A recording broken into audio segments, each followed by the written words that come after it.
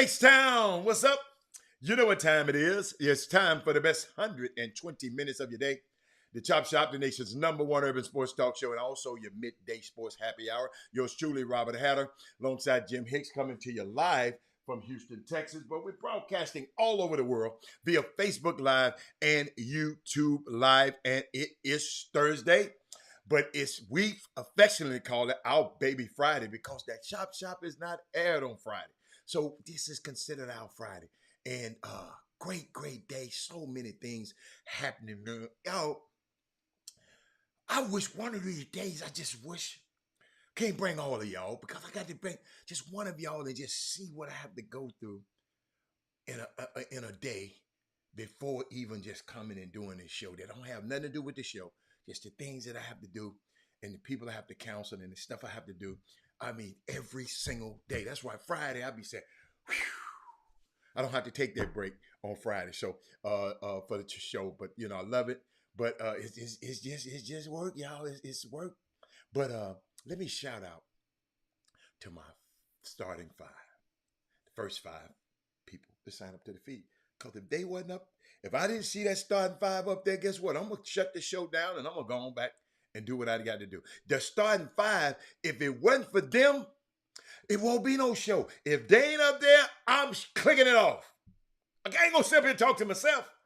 So shout out to Daryl Anderson. Shout out to my man Chris Charles. Shout out to the lovely Karen Thomas. Shout out to Simeon. And Karen, you and Simeon and Corey Willis, y'all three right now, a thumbs up or whatever on YouTube. And when anybody else come on there on YouTube, y'all see them on YouTube, make sure they hit the thumbs up button. Karen, that's you, Simeon, and Corey. That's y'all. I got y'all. Y'all helping out today. Y'all part of the show today. Let me see who else. Did I get everybody? Chris Charles, Karen Thomas. Oh, the sixth later today is Miss Tamika Withers. She said, "Happy Baby Friday" to the Chop Shop. I see you, Dale. I see you, Thaddeus Moody from the Windy City. Boy, I got something for the Windy City today. Joe Bulger's in the building. A day in the life of Robert Hatter is crazy, Simeon. The stuff I had to listen to. Let me tell y'all something, man. And I know it ain't y'all, but y'all might have some friends. Man, some of these people just ain't right, man. Man, some people just, they just ain't right. And I know I'm not talking to y'all. So don't get, I mean, just do shady shit.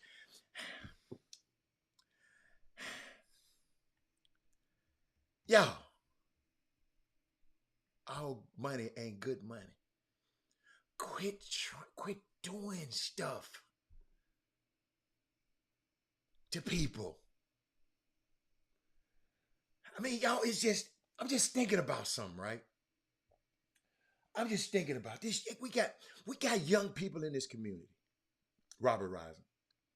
That's why I want every one of y'all. Hey, Corey Henderson. I want all of y'all to tell your friends and tell another friend to support the program.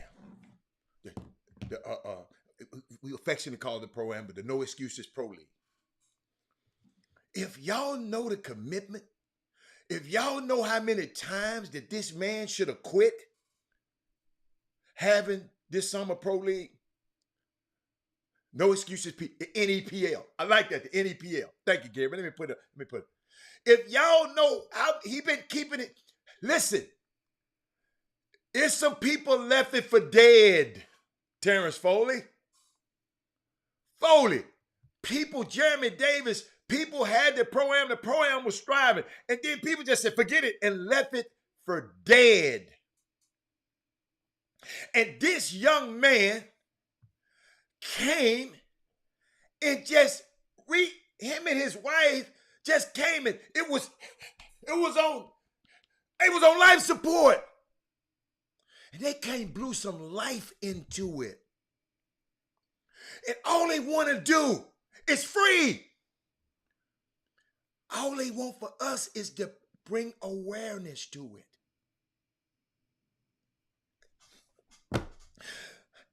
They kind of remind me of something else, the Chop Shop.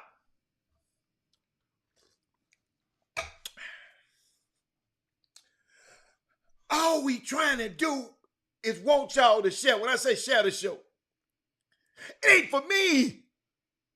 Robert Young, Jeremy Davis.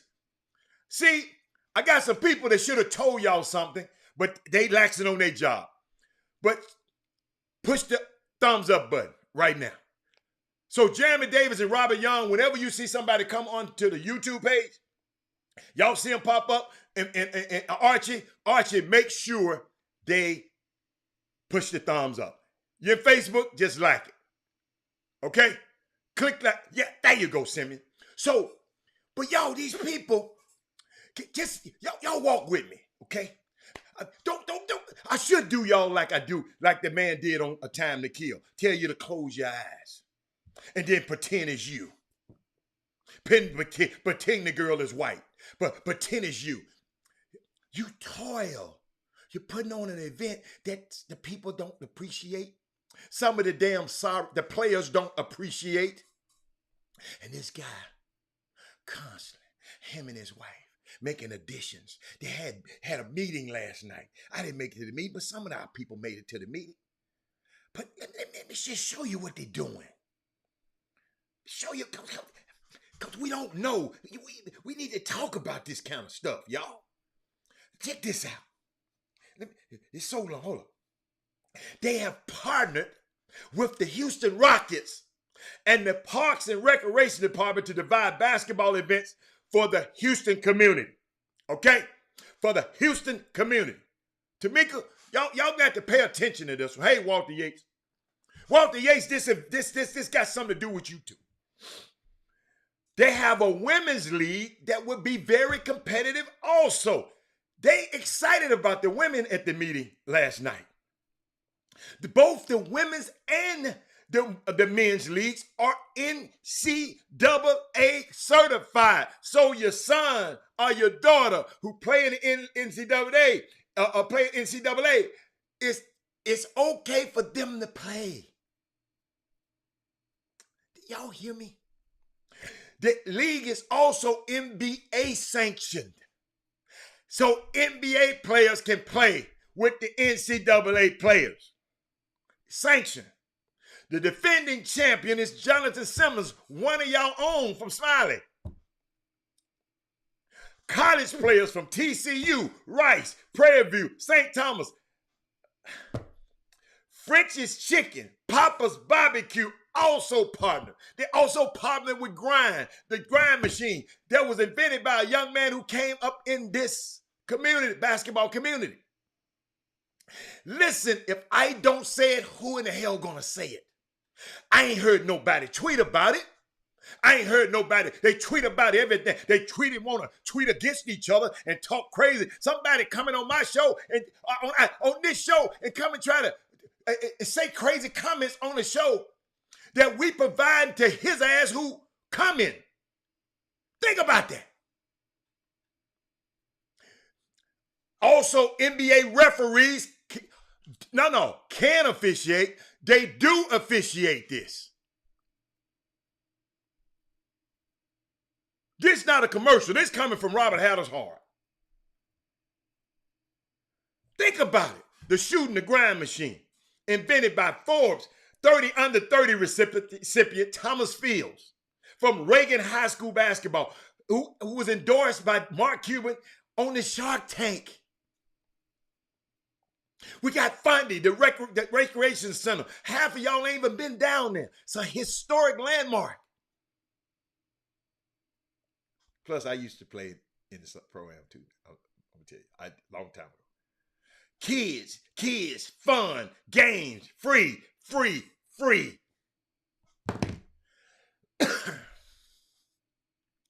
Y'all ain't doing nothing, no way.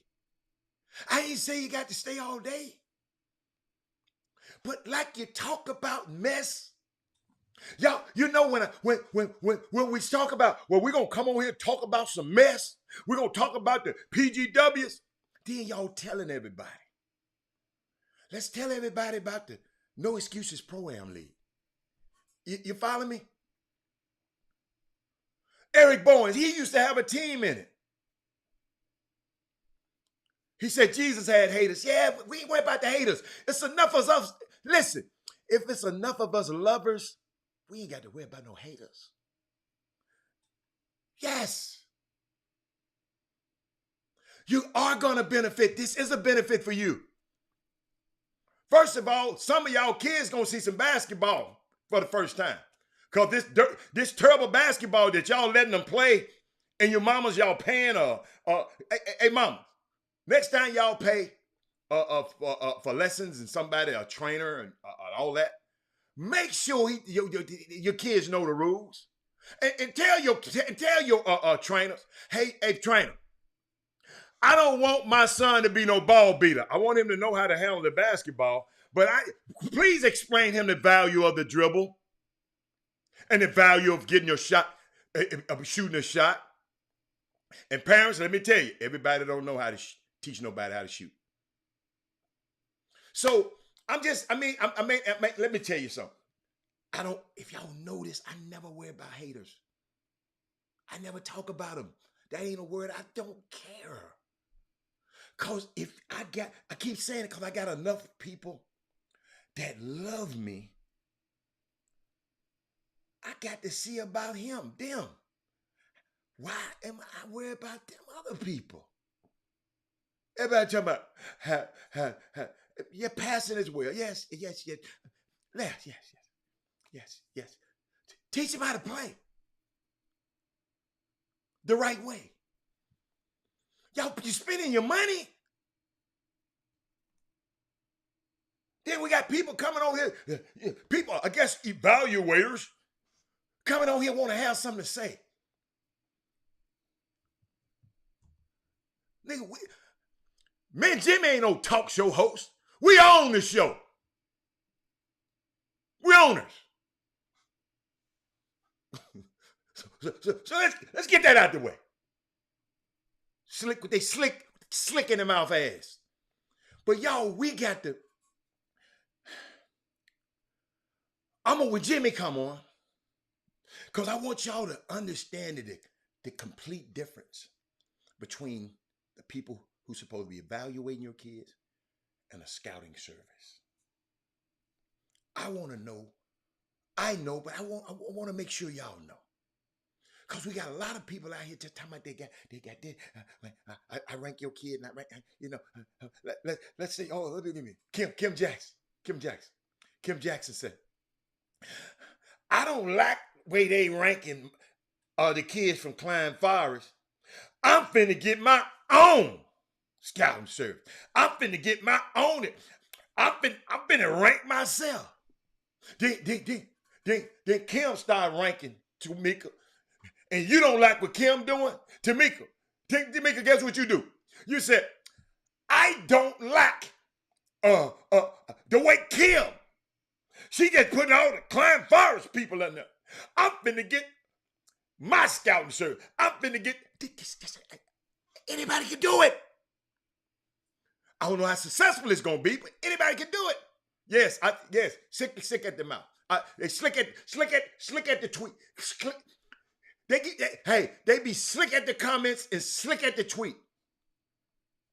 And yeah, but he messing with the wrong dude. You messing with a free man. So that's why I salute Jillian and Casey Williams. Cause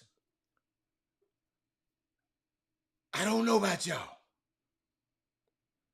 I don't know if I didn't have, I could have put up with what they put up. Every single year, the players on the team, man, the owners of the team, man. Every single year. Eric, you were there. Michael Garcia said, well, I just don't like the way Walter Yates out there. See, Michael Garcia can't go set. Hold up. I don't like the way Walter Yates coaches. I'm finna go coach a team. Hell no. No. Walter Yates is qualified to be in that position. Everybody ain't qualified to be in that position. But everybody think they can outcoach everybody. That coach can't coach. Doc Rivers can't coach. He won more playoff games than any coaches in the league. He won in the top 5. But he can't coach. Yeah, Sasser coming back to Houston. I knew he was coming back. Shit, they didn't want him. Shit, it wasn't that he coming back. They didn't want his ass. Better get Sasser. If they say, I'm going to take you in the first round, he's going like a turkey through the cone. So I'm just letting him. Yes, Walter Yates. Hey, I mess with him. I talk about it, but guess what? Man know what he's doing, man. Man, they don't give you the head coach and the AD to nothing, to nowhere. Kim, and I know you're just kidding. Walter Yates, yes, they don't do that for everybody. It's not. Everybody needs to stay in their lane. Yes, but if you're gonna yes, they stay in your lane. But guess what? Be great at. Y'all know I always tell y'all, let's be good at what we do. Quit. No, Michael, you know, I ain't hating Mike, but I'm just Mike, I ain't hating. I'm not hating, man. I'm just telling you, Mike Garcia, if Marcus Sasser had a first round grade, he would be gone. It's business. It's business. It ain't personal. It's the truth. What else I had to share with y'all? I just want to talk about y'all. Y'all share it. Don't just like me, share it. Share. Don't just look at the page and look at the show and don't share it.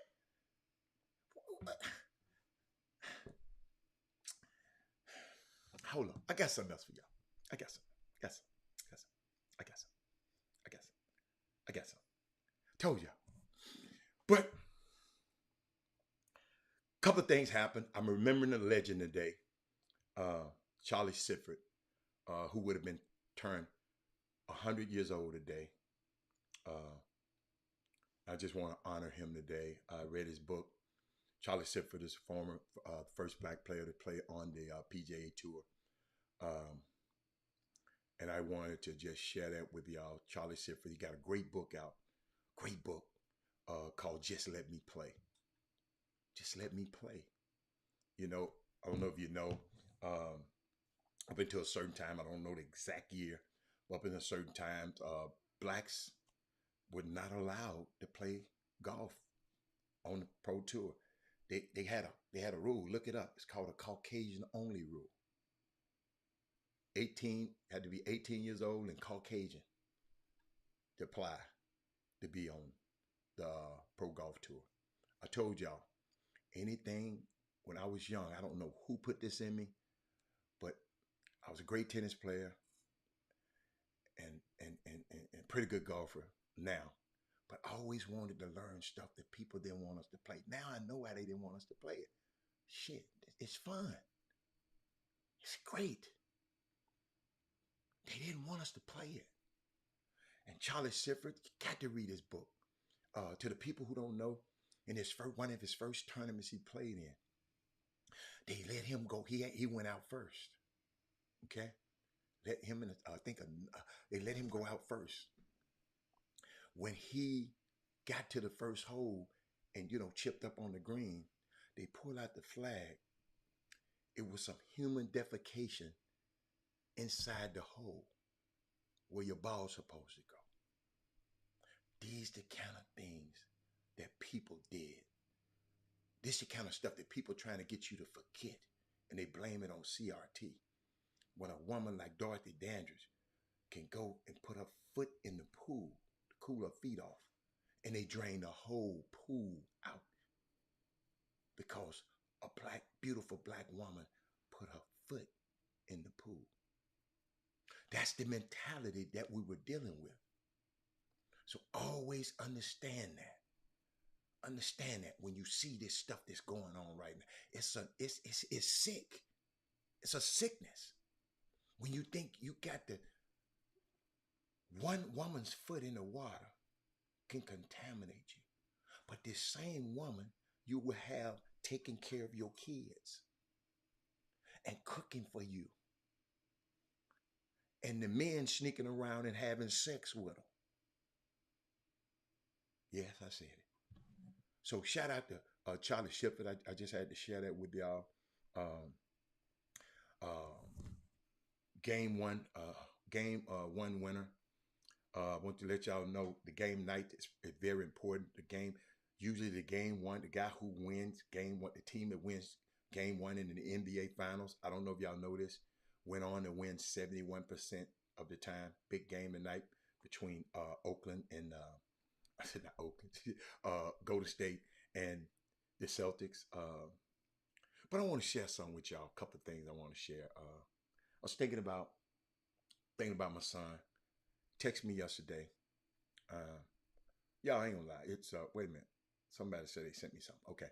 I mean, it's just so much fun, man, and that's why I love and being on the ride with you and your kids, because I know the fun that I had, the ride that I had with me and my son. So he texted me yesterday, and I'm just trying to pull up the text. I'm trying to hold up. I'm trying to pull up the text. How he started off. Call me with something. And y'all help me with this one. Y'all help me with this. Thank you, Simeon. He said, man, guess what I'm doing at work, man, today? Just call me. He waited till the show go off. He called me at 3:12. See, he called me when the show go off. Then he said, I just accepted to be the co-chair of the Black ARG for my company. I said, what the hell is ARG? Alternative reality games? I didn't know. He said, you don't know what ARG? Hell no, I don't know what it is. Tell me. We going back and forth. He said, I am the co-chairman of the African American Diversity and Inclusion at my company. I said, oh. I said, the ARG threw me off. He said, the ARG just means Associate Resource Group. See, that's y'all people in corporate America. I'm not in no corporate America. Y'all might know what an ARG is, right? So I go back. You know how I am. I say, well, hey, what's your responsibilities going to be? 27-year-old boy, right? He said, bring in awareness, cultural awareness of the African-American heritage to the company. I said, okay. All right. He said, yeah. Then I want to study how are the black people get interviewed fairly. I'm just talking. I'm just listening to y'all gotta understand, man. I'm loving these kind of tweets. So then he said, what did he say? the percentage of black people at my company. I got to make sure that's right. Then I have to create events at my job, at this company, for Black History Month, budgeting. Then I got to have guest speakers come in. And since it's a food service company, I got to be able to partner with black restaurants and things like that. I said, wow. So I'm listening, y'all. I'm listening. So guess what I did? No, I did. I said, right? I just wrote Y'all see the big right there? Big So we going back and forth. Herman I'm just talking about a conversation that I had with a young executive that happened to be my son yesterday. Yeah, people, I'm just telling you this how. Think about this, y'all. Think about what I've been talking about on this show. Okay? If you know anything about this show. And a young man that lived in my house and ate my food is now the co-chair of the African American diversity and inclusion in his company. Okay? All right. Let me keep going. What's up, Rich? Michael Jordan, I said, check this out now. Hold on. I said, Then he said, for me, more validity in the company, more leadership, visibility, and a way for me to meet black entrepreneurs and build connections. That's what he said. It's right here. I hope y'all can see that. He gonna get mad. Don't you tell him I showed y'all his text. 27 years old. He said, guess who's sponsoring my program? Because we got to get a senior executive to sponsor. He said, Scott Hilton. Google Scott Hilton for me, y'all. Just Google it. That's Mark Lowry's right-hand man. You don't know who Mark Lowry is? That's the dude that just bought the Minnesota Timberwolves with Alex Rodriguez. I told y'all this story. Meaning, he volunteered to push for whatever I suggest. Scott Hilton, Google him. Scott Hilton said, Robert, I'm going to be over your committee, and whatever you say, I'm going to get it done. Then I said, well, why y'all need Scott Hilton? You know I'm nosy. He said, every exclusion team needs an executive sponsor. He said the Asians, the LGBT community too. He said, but I went and got the boss man. He said, I went and got the dude. Came but one. He said, I went and got the dude. And so I just wanted to share that with y'all. I know y'all, those the kind of moves. You don't have to play basketball. Hold up. You had to play basketball I think basketball got him there. Because everybody, they asking me, yeah, he got his jersey in his office. Oh, yeah, he got all that. He got all that. But this is what our young kids can do. That is Moody. Our young men, the reason I tell y'all, I ain't got to brag on him. I know he bad. The reason I'm telling y'all about this, because your son can do this too. When he understands basketball ain't the end all. Yes, I'm going to use basketball to take me to Wall Street. I'm going to repeat that. Yes, instead of that, because listen, that school going to get all they can out of you. You better get all you can out of that school. But I had to share that with y'all. Listen, it was just a conversation with me and the young fella yesterday. And I was just proud. And I just wanted to share y'all, that's the kind of stuff that we can do. We ain't got to go pro. Think about it. The guys who own the teams ain't never played. but one. The other 29 ain't played. Michael Jordan, it's the only one. Hey, Joe Tsai, I hope y'all know who that is. He ain't played. Mark Cuban, you know he can't make a layup. And you know Tillman Fertitta can't get, you know he can't make a layup. But parents, play basketball. Love basketball. Love this. But what I want you to thank you, Herman Scott. Herman Scott, you tell young Scott, that's a magna cum laude. You tell him, player. You ain't got to play on the team. You go on it. If they don't let you play. So, but guess what? You got a greater chance of being on Wall Street than you have being LeBron James. I'm just telling you. Shout out to LeBron James. He became the first active athlete that's a billionaire. Shout out to that young man and his family. Mom raised him. Dad wasn't around. Don't tell me what you can't do. He used basketball to put him in a position, the power. I ain't telling y'all not one time not to love this basketball. Some of basketball, y'all can, but play the game the right way. So then when you get in the business, you're going to play the business the right way. So somebody can come and tell you at 27 years old, I want you to be the leader of the African American Diversion and Exclusion Program for my company. I want you, young man. That's what this is about. It's possible, Landon Ardwan. I'm on the golf course the other day. It's more, yes, I told y'all, these kids are more than athletes. I know all these people in the basketball community, they looking at you as an athlete. That's okay. Use that.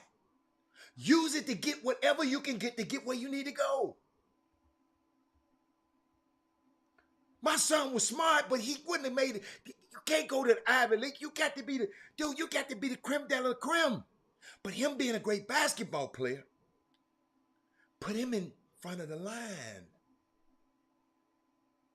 Y'all got to realize they can't. It's 1,700 miles from here to Cornell. There's some guards up there in New York they could have got in Philadelphia and on down. They can't wait to Houston. The same coach was in the gym with Jimmy this weekend. He called me as soon as he got off the plane. Because of the relationships we built. That's what I want y'all. Instead of your kids walking around like they God's gift, better tell them to start being nicer to people and be cooler with people. Don't be the asshole kid.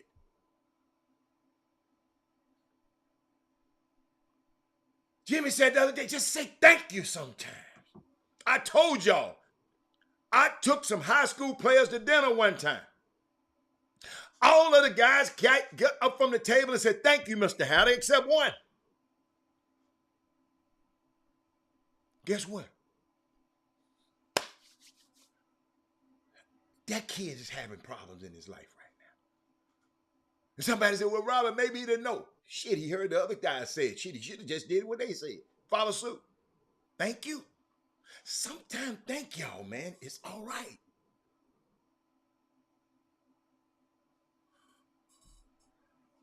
It's unbelievable, man. It's unbelievable. Y'all, I'm telling y'all, the reason I tell y'all these stories, because I know some people would, oh, man, your son, it can be, I'm telling y'all this because guess what? I'm telling y'all the same things I told him. When he come calling me, talking about, hey, man, coach got fired, man. I'm thinking about going, man, I might want to transfer. I said, transfer what? Where? To do what? Parents, this conversation. His coach left in his junior year. He had another year. Man, I'm thinking about transferring. Transfer. I said, we didn't come up here to play basketball, player. We could have went Memphis and somewhere else to play basketball. You don't go to West Point to become a crossing guard. You go to West Point to be an admiral. You go to Cornell and Harvard to be a captain of industry. You basketball.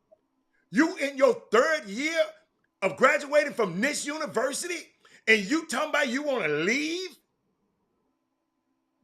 to play some basketball? Got to be the phone you talking on that I bought. Hang it up. You talking foolish on that phone. Stayed there. Graduated with honors. Joe Biden did their convocation. The rest is history. Y'all, quit being scared of these kids, man. They're yours. They just walk. I mean, these kids walk in the gym and walk by grown folks and walk by people and just don't say nothing. Like, I see it, y'all. I can imagine what's happening at EYBL. Cause y'all kiss they behind so much. Y'all tweet about them so much. No. Y'all evaluate them so much. Shit. Maybe if I was a kid like that and I didn't have nobody to talk to me like this, maybe I'd do the same way. Y'all, we got to use these tools we got some smart kids. Quit just, well, he don't want to go to school. Shit, he don't want to clean up. I made him clean up. He didn't want to brush his teeth. I made him brush his teeth. Come on, man. We got to do better than that. Jimmy, what you got, baby? What's happening? Man, it's game day, baby. It's game day. Yeah. Golden State, Boston, baby, tonight. It's going down. Game 1. They found a way to make these storylines work and try their best to make the storylines work. And let me give you guys a little tip on something. A lot of times in media, here's a tactic that I learned along the way. Let's say I really want Hatter to win tonight. But I'm gonna go on the screen and I'm gonna shoot some fire out there about how this other dude gonna shut Hatter ass down. Cause he the defensive player of the year. And I'm gonna throw some numbers out there because they used to call me Stat Man. And I'm gonna shoot that on the screen. I'm gonna let you know about his efficiency and put these analytics in there for you guys. And really, I know that's gonna fire Hatter ass clean up. And the people that don't know no better gonna think I'm just hating on Polo Hatter. And I'm just pumping this other little dude up, and he don't have no idea what I done to him. And when the smoke cleared, you look around and this little cat, remember Martin Lawrence after Tommy Hearns hit him in that rain? Ooh. That's how his head gonna be looking. Like Martin Lawrence on Martin show. Remember Tommy hit Martin? I never get it. Pancaked his head. He had the shakes. But this is what guys. It's funny as hell how we all can watch people. They're human. They get paid to provide their opinion. Totally. Their opinions are supposed to be supported by substantial facts. That's not always the case. I'm glad you said supposed to, but keep going. It's supposed to, but it's not always the case. So just 1 week ago, Stephen A. Smith sit there and told y'all twice in a 72-hour span how Miami was gonna get their ass whooped. You don't remember that? Y'all forgot that? And then he sit there and they win. Miami won. Jimmy Butler came back to life. Remember, Jimmy Butler didn't play. But they did get beat though. No. He said it was over. They were done. Then he Mhm. came back. They were over. They were done. I'm just saying people don't. Nobody gets them all right. Nobody gets them all right. The problem is when you have those out there who may be perceived or may present themselves like we had somebody on the chop shop or somebody made a note in the boom boom room recently saying they don't miss. They get them all right. That's when it becomes a problem. Nobody gets them all right. Then we had another guy that came on the chop shop, a guest, and he said he picks them all right. He ain't no Mr. Bro. See, that's the part when people try to make you guys think, or you fall for the banana in the tailpipe, to whereas you think that everything that a person say is gold. That means you're too lazy to fact check. It's okay. Charges and consequences. But the thing is, tonight is game 1. And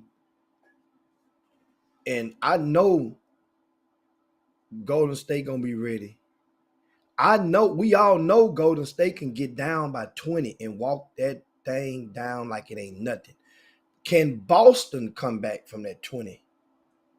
If they get down 20, will they 20 turn into 35? That's gonna be the difference in the heart. Remember, Rudy Tom Jonovich said it, and they coined that phrase that was a tagline for 3-4 years. Never underestimate the heart of a champion.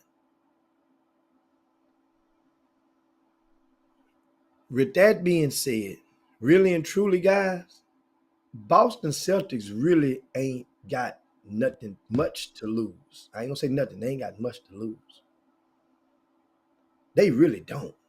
But if you people piece it up there because they put that history in behind them, as though Larry Bird for to come running out that tunnel, Bill Russell gonna be starting at the center. You know what I'm saying? I mean, you're gonna have Kevin Garnett. You're gonna have the old Paul Pierce. You're gonna have all these guys. This is not that team. This is a chance for the new to meet the now.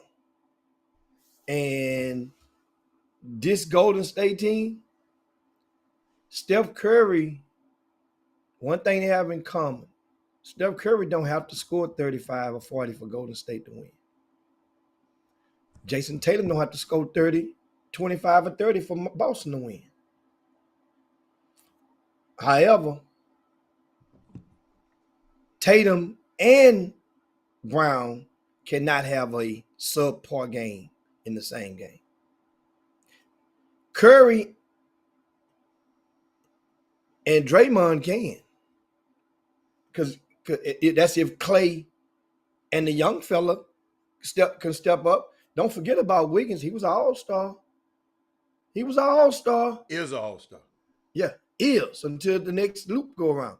And that's the Wiggins got so much to prove right now. Everybody got motives. Clay got motive because everybody done counted him out. Clay, you ain't been the same guy. We know that, but guess what? It's okay because you've been winning. Wiggins was in the ground and they were putting red dirt over him. He was in the ground. Think about it now. Wiggins still hadn't really met the expectations that was thrust upon him when he came out of high school. Jimmy, he was the number 1 pick in the draft. Certain expectations comes when you're the number 1 pick. But this championship will put him, whereas it'll erase the chalkboard and put him back even. So the championship of being on the championship, not being the best player, but about the third best player on the team, that validates you? Well, you know what? The young fella came on after the All-Star break and just really hit a gear. Which one? Young fella. Yeah. Who been killing all year? Y'all just been paying attention. He came on and just hit a gear of consistency. Yeah. You know what I'm saying? So in all fairness, Wiggins been that 17-point guy all year. We just wasn't paying. We not unless you're paying attention and you're watching these games, just be for real. The average guy ain't. we're not studying about 17 points a game in the NBA unless you're a rookie. And that's still on night to 5. Because hell, Cunningham. No, 17 points is a lot. But on this particular team, like 17 points on the Rockets team, boy, we be talking about it. But on this team, it's an ancillary piece. Ancillary piece. But go finish, because I want to do my take on it. I like your take, but keep going. I like that. Keep going. Keep going. And so Wiggins has a motive. We know I mentioned Clay. He definitely has a motive. Okay. Steph Curry it's easy for him to get motives, boy. Because every time they get to talk about Kevin Durant over there on the other side, and Kevin didn't just left him, he got 4. Matter of fact, Curry might have more motives than any of those guys. That's gonna be in my soliloquy. I'm just keep on talking. I'm just gonna add to what you were saying. Keep talking. And hold on, then we're not even done. Stephen Curry, Coach Kerr. Let me tell you what Coach Kerr did.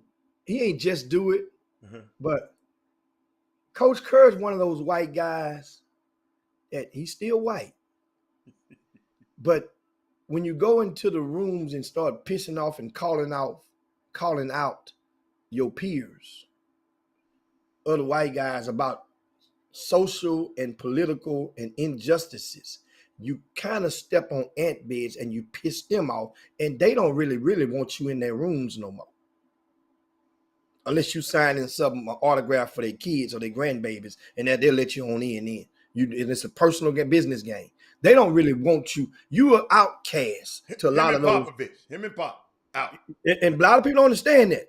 So for him, he has a motive because the establishment pushes against white guys who ain't, especially him.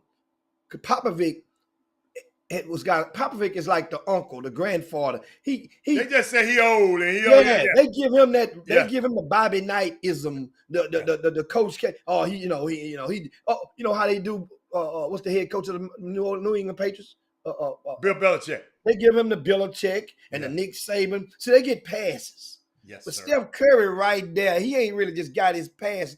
If he does have one, it ain't laminated yet. That means he walk in the pool. If it get wet, it'll get messed up. If it get wet, it's messed up. Right. He can. So he has motive, and then not to mention your X factors, guys that's gonna be healthy now. You got guys like Iguodala, who on the verge of getting another damn ring. He trying to catch Robert Horry, man. He trying to catch Jim. He can't play dead. Jim, he can't play dead no more. But he know that. You know what though? Right. I get the feeling through the TV that Iguodala knows that. He knows that. Iguodala is the version of Haslam. Exactly. Okay, exactly. He knows that. You can tell now. Now for a while he was trying to. I'm gonna play. Man, sit your ass over there and get over there and coach that bench. What you supposed to do? Keep everybody fired up. Right. Then we're gonna let you play about 5-10 minutes, and that way you can be important and get you. But we got you. Yeah, we got you. Matter of fact, you might have a lifetime job with the program. Of course. You see what Sean Livingston is? Sean Livingston is an exec. He the one presented the trophy. Keep going. Take care of your own. So now the incentives of a lot of these guys. Don't think Poole, mentioned him a while ago. This young fella Poole, he under contract next year. But that year Poole's trying to get himself from up out of the shadow and be an integral force. Yeah. Supposed to. Looney, no, he's expendable. I think Looney might be the only one that maybe not be under contract. So Looney's has something to do. Something to prove because he knows Wiseman is going to be healthy next year. And that young boy coming for your job. It happens, Al. Nobody old undefeated, man. Old is undefeated. Yeah, Looney. Looney looked like I told you. I tweeted one day. Somebody be laughing at I don't tweet much. I said, "Is it just me? Do Looney look like he tired at the beginning of the damn game? He looked like he tired."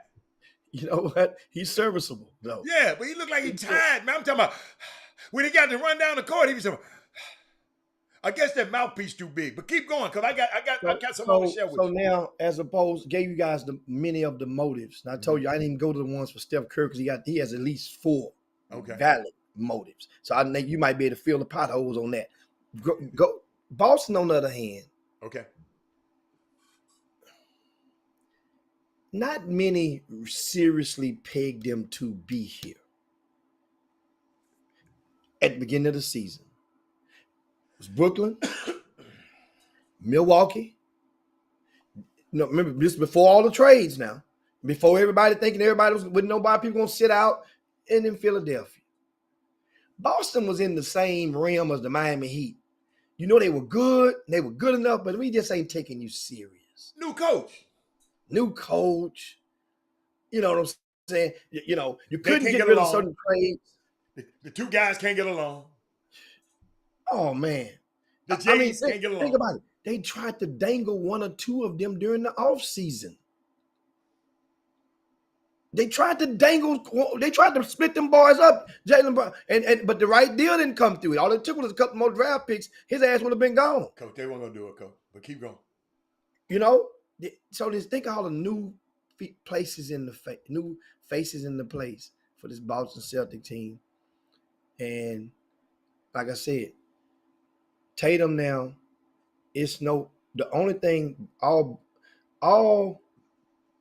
Boston got to do is just try to get this thing to 6 games. Not get smoked. Even if they did get smoked, 4-1, 4-love, they're going to find a way to cook those guys. But be careful, guys. Don't fall for that. Know what that would mean?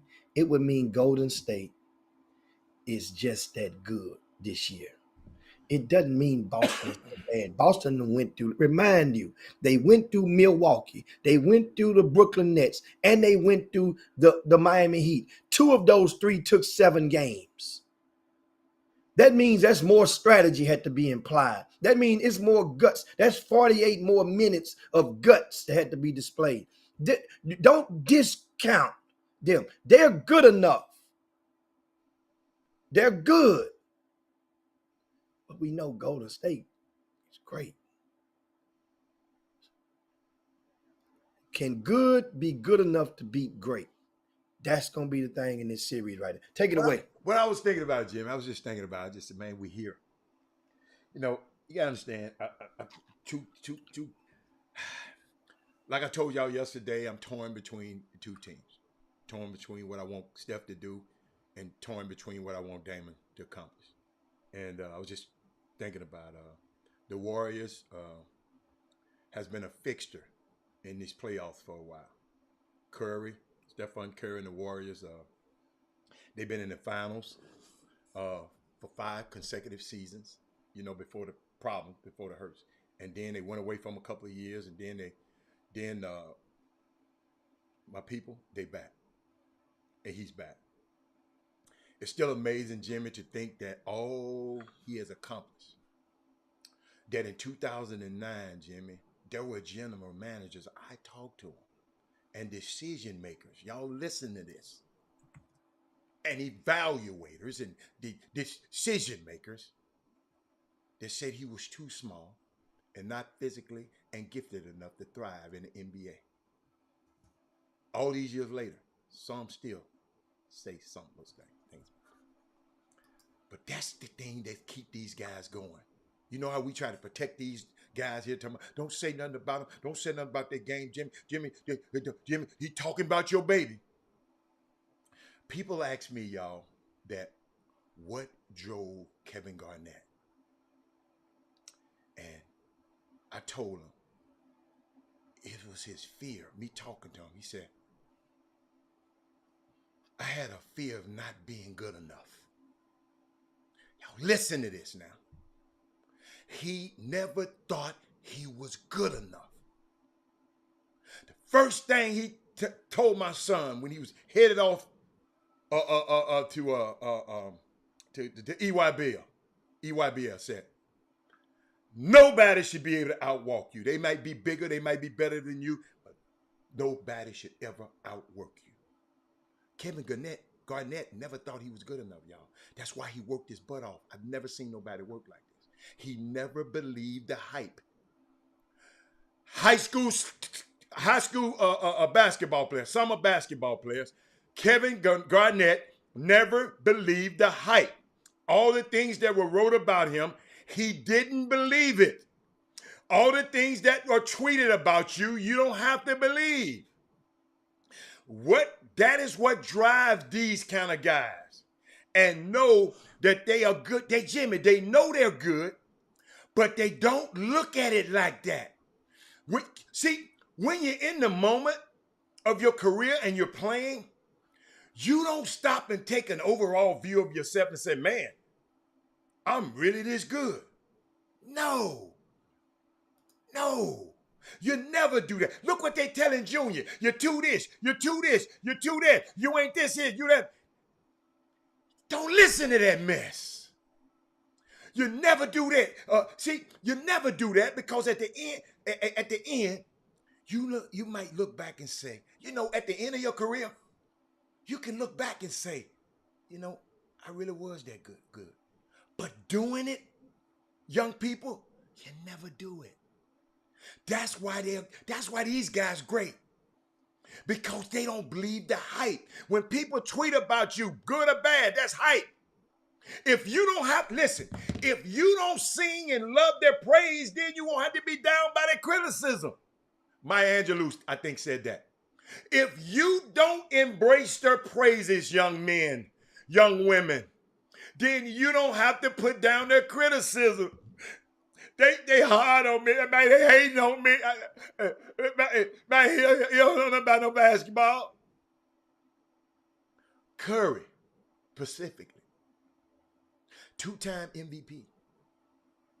He went to those 5 straight finals. Do y'all know how hard it is to get to the finals? Jimmy, we got a guy that I love and watch him play. I love the way he played. I ain't say he was no champion. But Jimmy, he ain't made it to no finals, and y'all bring it up to me all the time.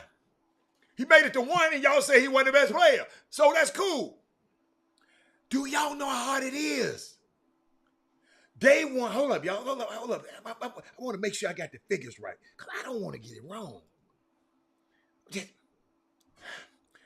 They went to 5 straight finals. They won 3 of them. In 2020, Jimmy, they was the worst team in the NBA. He played in 5 games that season, battling multiple injuries. Durant was gone. Clay was gone. What his name? Damon Lillard and all these other guards talking about, look, Patrick Beverly, look, he ain't got them dudes. He ain't got them dudes. Curry could have hung it up after 2019 and never came to this point again. And he's still a top 75 player of all time. Jimmy, he is still a multiple champion. He is still the greatest shooter in NBA history. The fact that he is back here now and has the opportunity to continue to add to his legacy, just getting his team, Jimmy, to the finals, taking them another night. Think about what he did. Guess what he does, y'all? Check this out, Anson Fowler. He now joined the names of Michael Jordan, went to 6 finals. Shaq went to 6 finals. Tim Duncan went to 6 finals. And this is Curry's 6th finals, Jimmy. And if he win it, it would be his 4th championship, which is the same amount as Shaq won, Jimmy Hicks. But now his name as a leader, Jimmy, as a leader on a championship team is getting included, not with top 50 players of all time, but with top 20 players of time of the names I just mentioned.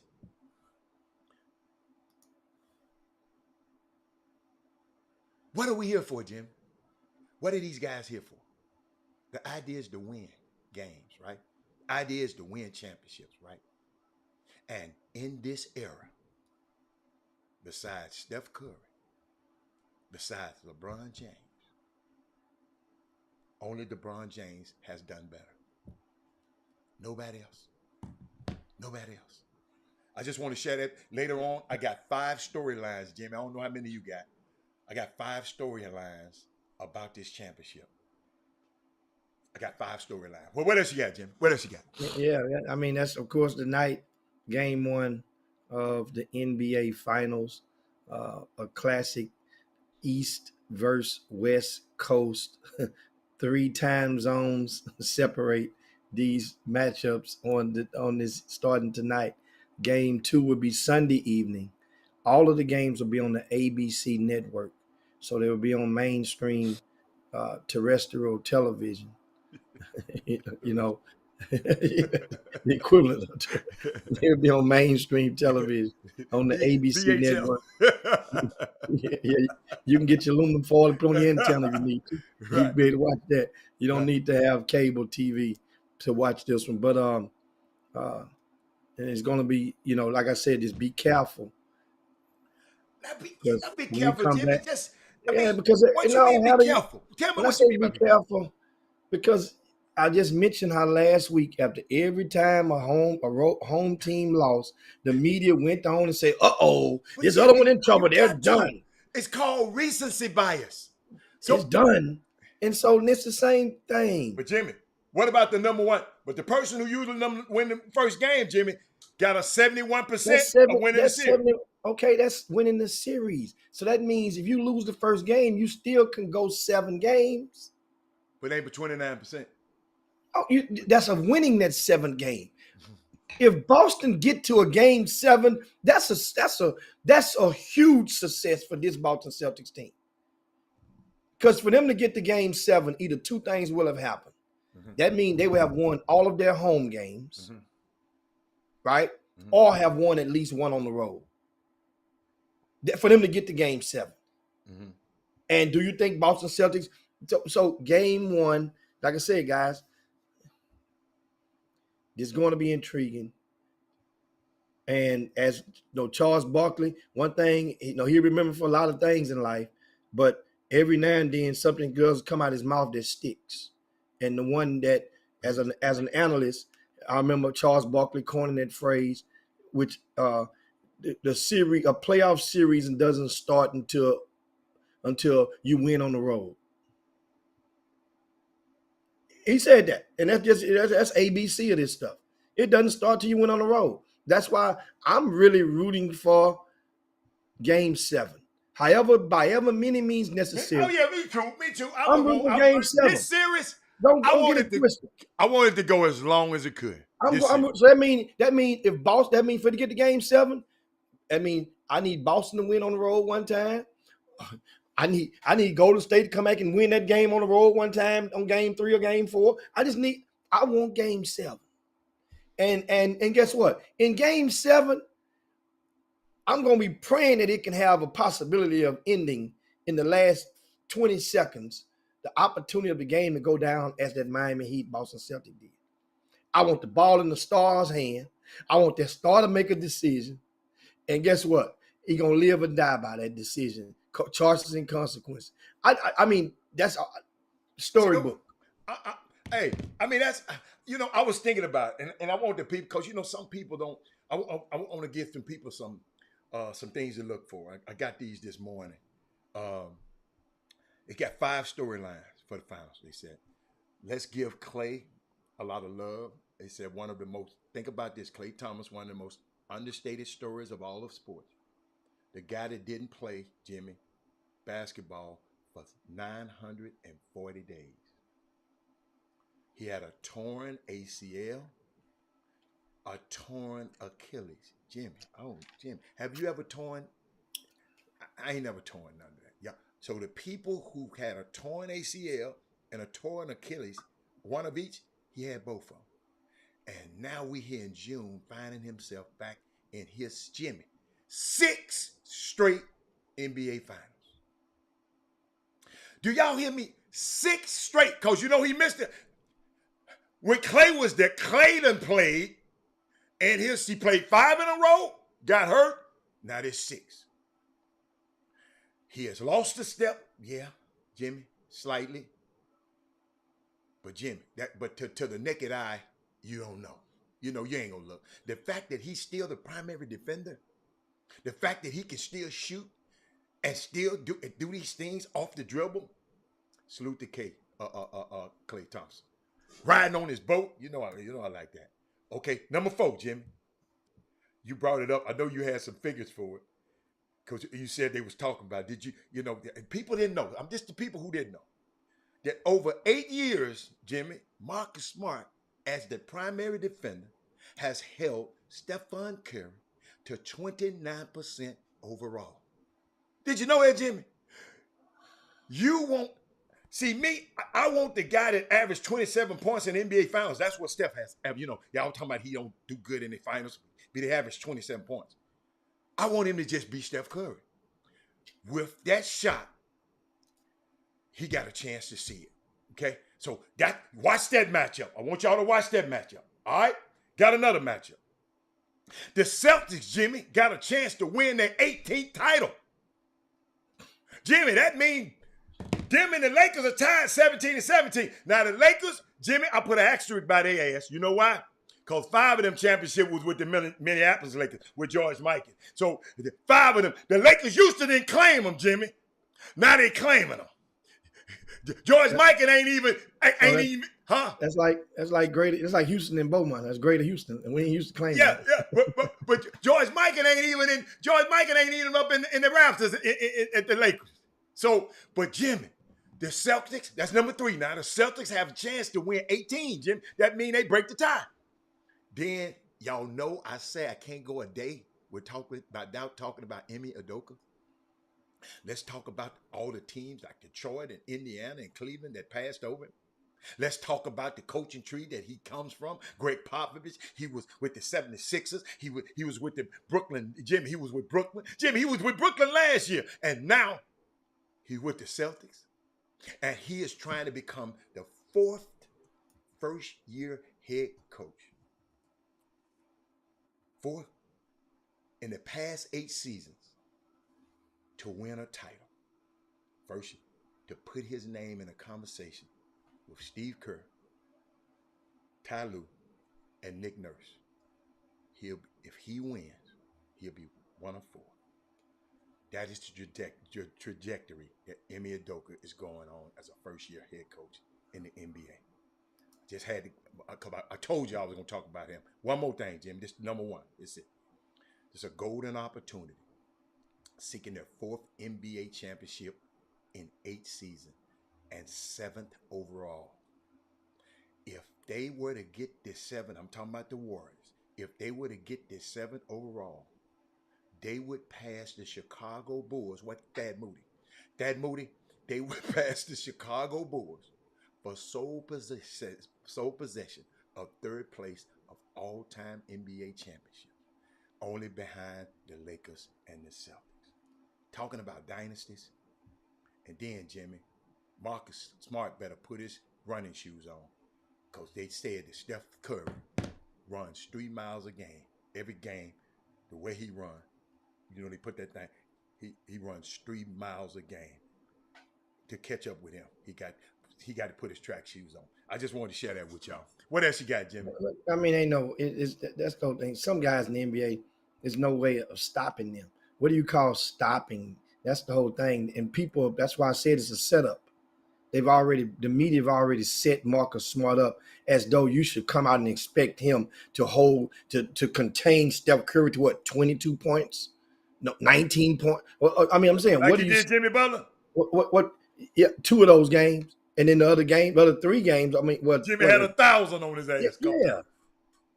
So now the thing is, you won the series, so that would be the trade-off. If Boston can win the series and making it, whereas if Steph can go on, do your thing, Steph, and you got to contain the rest of those guys, because there's going to be at least one game out of this series that Klay Thompson is going to explode. Law of averages. There's going to be one game where Draymond Green is going to have a triple-double. It's going to be one. That's law of averages. And listen what, big moments. He's the Dennis Rodman of the championships when he gets down up in there. Besides that one year when he did that, the foolish thing. That's what That's what experience won't Talking about allow Draymond. you to do. Talking about Draymond. Yeah, yeah. Understand? Once again, what you saw then is what experience won't allow you to do. Jimmy, I think he's still the go-off, Jimmy, if the right button. Not in this finals. Not in the same manner. Okay. He got one tech to play with. Yeah. But it's a time when you get techs. Let me tell you something. Don't you believe that the Golden State Warriors ain't going to try to go at Marcus Smart psychologically. They're going to try to get under his skin. It ain't just Steph Curry. He tried to mule kick Klay Thompson. He hurt Steph Curry. That's why Steph was out. You know he dived in the I ball. said it ain't just Steph okay. Curry. Okay. He mule in the same game. So I don't remember the mule kick. Google it. I don't know what it'll come up as. I don't know what it, but he mule. Well, I call it mule. Yeah. That's what you would call it.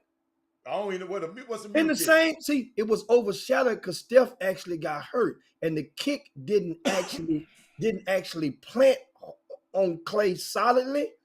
But guess what happened on that play? Marcus Smart got a flagrant 2. What they call it? He got a foul, flagrant 1. Okay. Or it might have been a flagrant 2. Go look up the same game. If he got put out the game, he's 2. Look, that same game against against Golden State. He went and mule kicked Klay. Klay was going up for a layup. And it was a hustle play.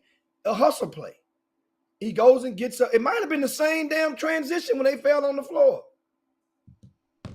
Just look it up. One of you guys. I love all these storylines. Hey, Jimmy, I want everybody to put your picks up there now. Put your picks up there, but just for the game tonight. Yeah. Just for the game tonight. Who gonna win this night? Who gonna win this game tonight? You know, because it's just unique, man. Oh, he kicked him in the head.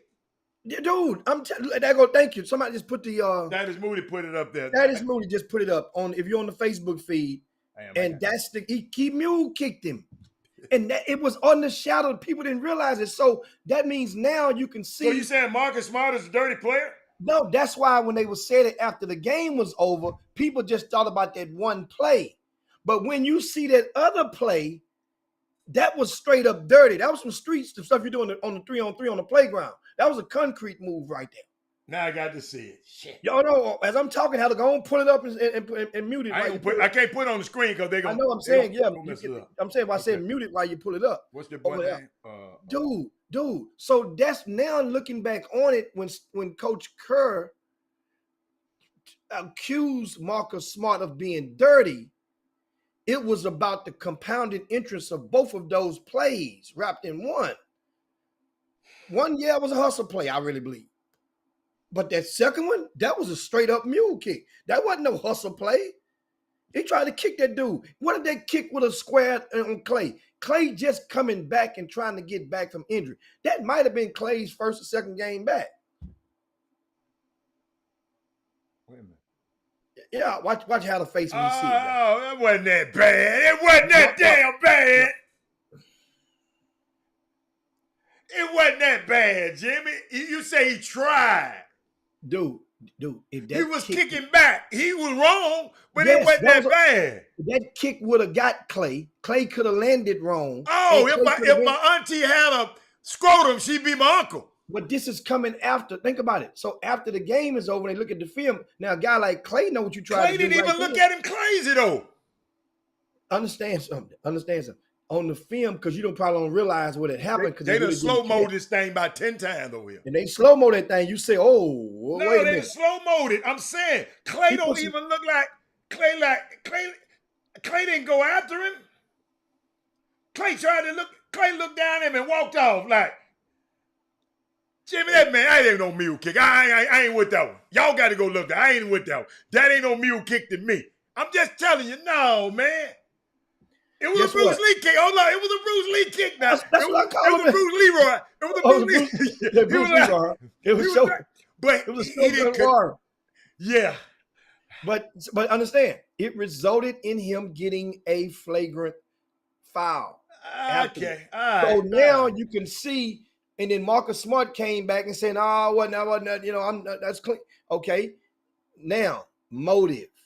So they're going to try. Draymond Green is one of the cleanest, dirtiest playing players in the NBA. Oh, okay. Okay. Yeah. You know, they got He gonna hurt dirty, you, but dirty. he ain't gonna let you know he hurt you. They got dirty, dirty, and they got clean, dirty. Yeah. You know what I'm saying? Dirty, dirty when you get caught all the time. I mean, you ain't using your mind. Clean, dirty when the referee hardly ever catch you. They gonna catch the guy that's retaliating against you because they frustrated. That's what I'm saying. They're going to try to get Marcus Smart frustrated. You're gonna try to run him, and you're gonna try to keep him and keep in his ear. Because one thing about Golden State that you won't be able to tell from your TV screen. Trust me, they're one of the most shit talkingest teams in the NBA is the Golden State Warriors. Collectively. Yeah, they talk. From Iguodala's a shit talker. Draymond is a shit talker. Steph Curry is one. Huh? Steph talk stuff. It's Clay don't talk too much though. Clay is that. Clay is that he that guy. Like when you talking shit, the other guy say, yeah. So Clay gonna give you a little bit. Yeah. After you frustrated, he gonna be the one that give you that don't take you over the top. Right. Gonna be a great. I hope I'm still rooting for game 7 by any means necessary. Rooting for game 7. Look at Walter Yates telling Tamika, let's hit bombshells for the game tonight. Boy, y'all something else. So we got other. I promise you guys. Yeah. I talked about the John Urie stuff. What happened, man? So brace yourself. Share the show right now. Share the show. Let's get a good share in.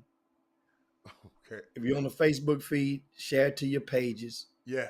You know. Hey, Chuck McGowan, if you on the YouTube, price of admission to be on the YouTube, you got to like it on YouTube. You got to like the show. Thumbs up. Give me the thumb up button on YouTube. All right, what else you got? We want to break the algorithm. Let's go.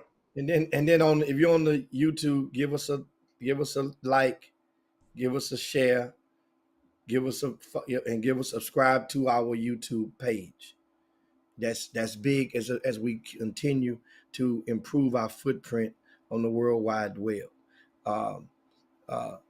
Also, in Jeffrey Day said Bill Laimbeer, that was dirty. Yeah, he's not the only one. There had a lot of dirty guys out there.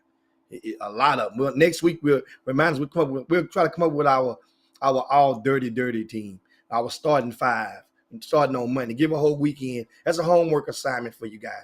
Let's come up with our all dirty team. We'll start with a starting 5. We'll come up with about 10 of them, and that'll be some fun stuff. It was a bunch of those. Man, I love Tamika, man.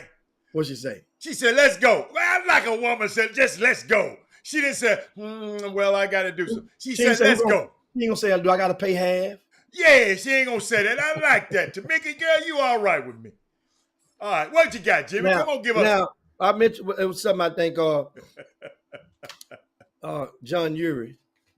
And I told now you get a chance, guys, for y'all to tag him.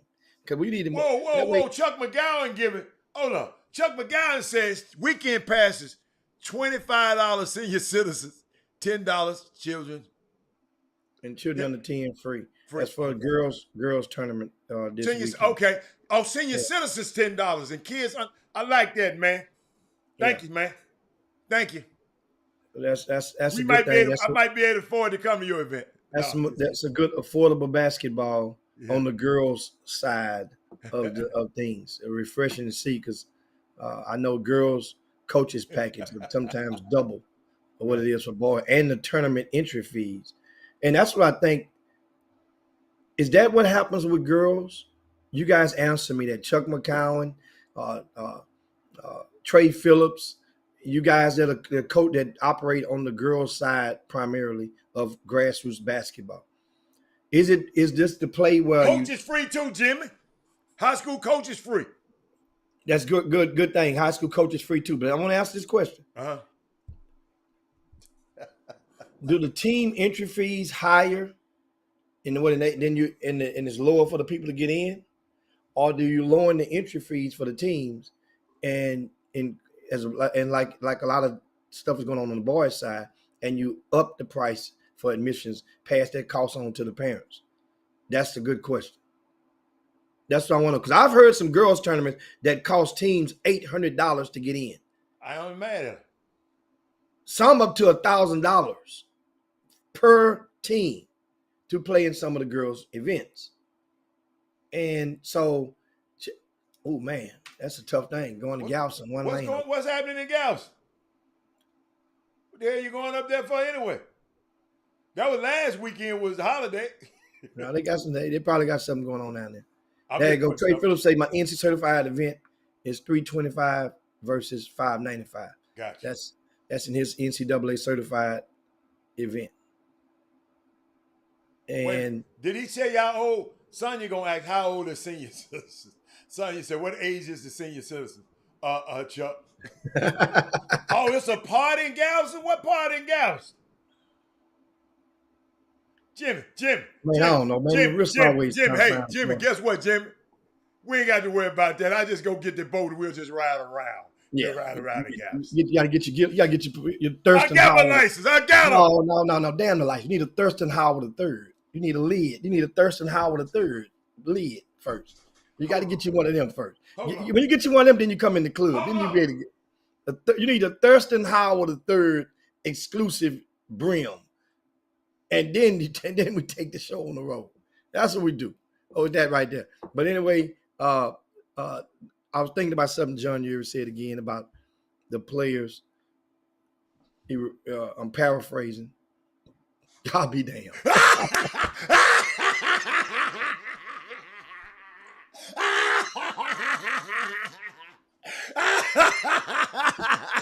Don't hate on me, baby. Don't hate on me.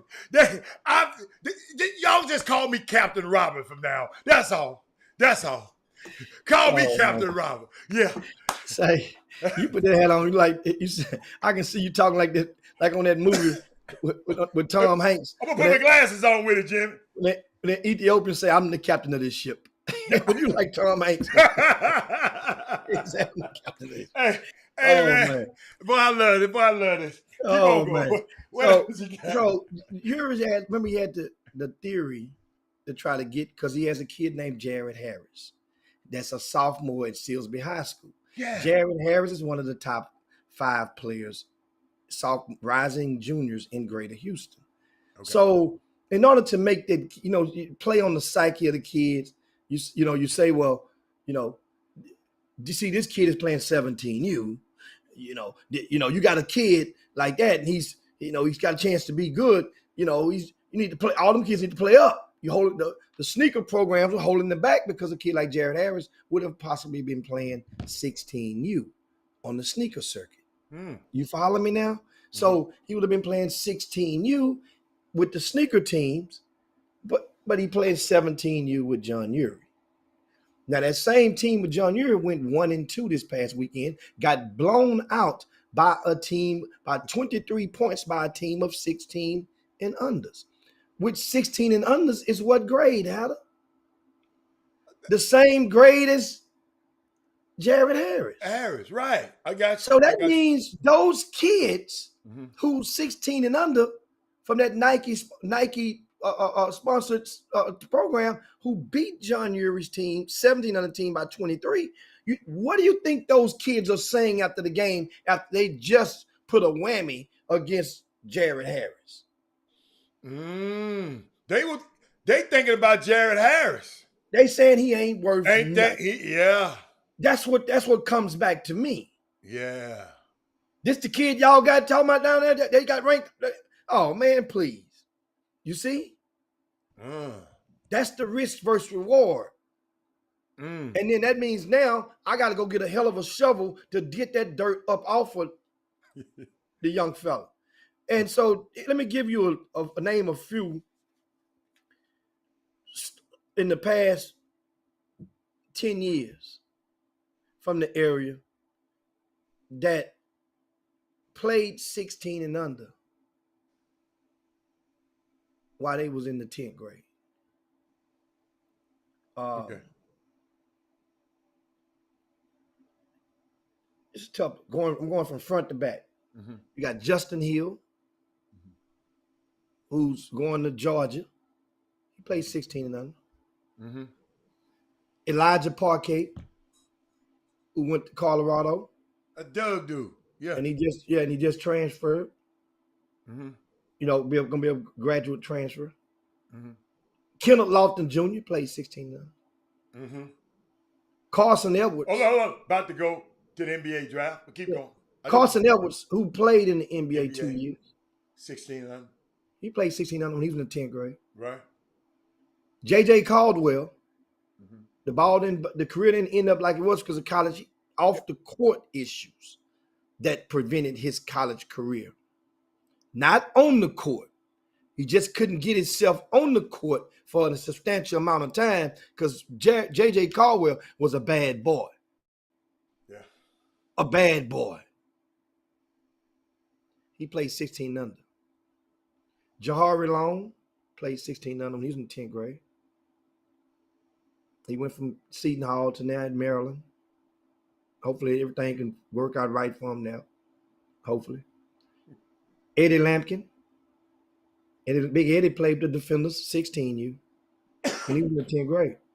Mm-hmm. Big Eddie's going to be one of the top 3 options for TCU this year. Right? Jarrell Foster. Jarrell Foster. Yeah. He played 16 under. Mm-hmm. Right? Kervin Roach, speaking of Dre North show, Kervin Roach played 16 under with the Rock Stars. Justice Winslow. Get in touch with Jarrell Foster because he want to come on the show too, Jimmy. Talk about it. Keep going. Yeah, he's doing some volunteer work with the Joe Little Athletics with team that they're one of the better independent teams in the area. They have 16s and 17s, and he's volunteering doing some development with that program. He and Ivory Young and those guys. Oh, okay. But those are I just named a few guys that played 16 and under. Mm-hmm. It worked out pretty damn good for most of those guys that I just named. Mm-hmm. So the theory that you got to play up, that's not that's so. Got to. Derrick Rose played 16 under. Man, Derrick Rose played down. Dude, it's so many guys. He just played 16 and under. It's so play with your own. You have to play. In other words, you don't have to play 17 and under. You don't have to play that. You have to play that maybe if you with an independent team. Yeah, okay. You see? Yeah. That's the only way that you're going to get that player is for him to play up. And if that means, guess what? And it's going to balance itself off. You know why? Because the majority of the teams that independent team play against is not going to equate to the abundance of Division I talent that 16 under team would play against. That's the sneaker 16 under team would play against. That's guaranteed. Guaranteed. Is not likely to happen. I'm talking about 99 percentile. So when people start saying, well, I won't get exposure, you gain that. You can't trick this stuff. But you can't trick it. You can't trick it long term. You can fool a person for a day. You can't trick this stuff long term, man. Right. You can't. Right. And that's the thing that a lot of people are trying to do so much. Jimmy, break down tricking for us. You can't trick the game. In other words, you're saying trick it. You gave an example is when you use your influence directly or indirectly to persuade somebody to market a player in a fashion that's can be very misleading to what their actual talents are, to what their actual skill set is. Mm-hmm. So that means I'm trying to get you to watch this mixtape. I'm trying to get you to follow and to follow through on how hey man, this cool here, he just did this in this game. For example, I mentioned to use John Yoo.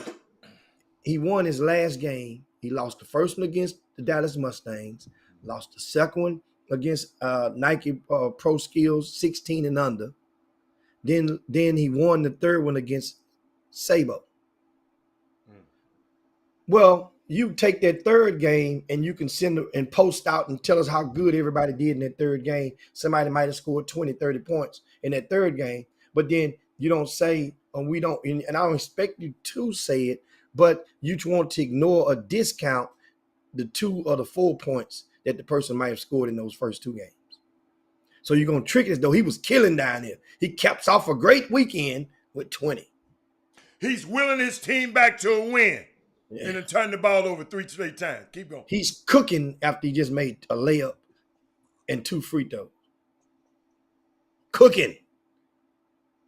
Man, some people, y'all need to take these phones from there. Steve Jobs, you did us a disservice. But keep going, Jim. So tomorrow, this just John Ury thing was. I mean, everybody get beat. So why we talking about him? Well, because it's the theory about the 16 and unders, they should all play up. That's not. But some people believe in that, Jimmy. It works for somebody. Look.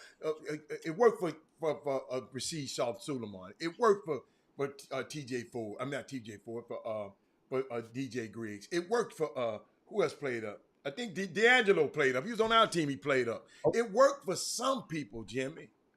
But it just don't work for everybody. Okay. But we had some bad dudes on that team. We had some some real bad dudes to bring up them young to play with them young fellas though. They had a great support system. Okay. This year's class of 2023. Uh-huh. In this year's class of 2023. Okay. That's with Wesley Yates, Chris Johnson, and all these guys, and Jalen Lowe and JoJo Tugler and all those guys. Of our top, just to make it safe, man, we got to go the whole list. Okay. Of the top 10 players in 2023 from the Greater Houston by RCS Sports. You know how many of them guys that played 17 under last summer? So you're just saying in this area? I'm speaking, giving this area as case in points. Okay. Right. Out of last summer, I think might have been one of those guys that might have played 17U. All of them played their age. So they just wasn't good enough. No, that ain't the case. It just that, and it's going to work out just fine because all 10 of those guys is going to. It'll work out fine, but you're saying they couldn't have played? Yeah, you could have played if you had went to a different program, maybe. Okay. You see what I'm saying? I got you. Okay. I'm just trying to figure it out. Like Wesley Yates could have played 17. Yeah, that's what I'm talking about. If he chose to. Right. Wesley Yates, that wasn't, they understood. Okay. Kids were playing together. A lot of those kids on the same team. They, with them blue chips last year, they were having fun. Guess what? They were trying to do something special. Winning, sometimes if you down for playing, getting exposure, or you down for winning and getting exposure, they were trying to win. So people bought in, and that's what they did. Jalen Lowe was moved up to the 17, and he might have been the only one. Well, Chris Johnson moved him up, remember. But to move him up, that was because of a lure. You came from the hoops and went to JL3 or whatever, or vice versa. Yeah. So they moved. So that was the lure. And normally you get a bump up just to get you over there. But that's just something to just think about, guys. Don't get fooled by that. That go. G-Day say AJ Bates is averaging 18 a game on the 16 under circuit with the EYB for the Houston Hoops. AJ Bates is from Seven Lakes High School. He's a top 20 scorer in the entire EYB on the 16 under division. Okay. How many teams in the EYB 16 under do you think Sabo would beat. You see what I'm saying? Who is Sabo, Sabo? a team out of Texas. They had a good run a couple of years ago Okay. as an independent, Oh, but you it just was using never. him as an example. Yeah, I mean, guess what? Yeah, that's the ticket. So I want to get that out there. Also, I showed and last night the decision was made for Marcus Sasser to return to University of Houston as opposed to pursuing his professional basketball career. That news was received with open arms and abundance of joy from the University of Houston basketball program.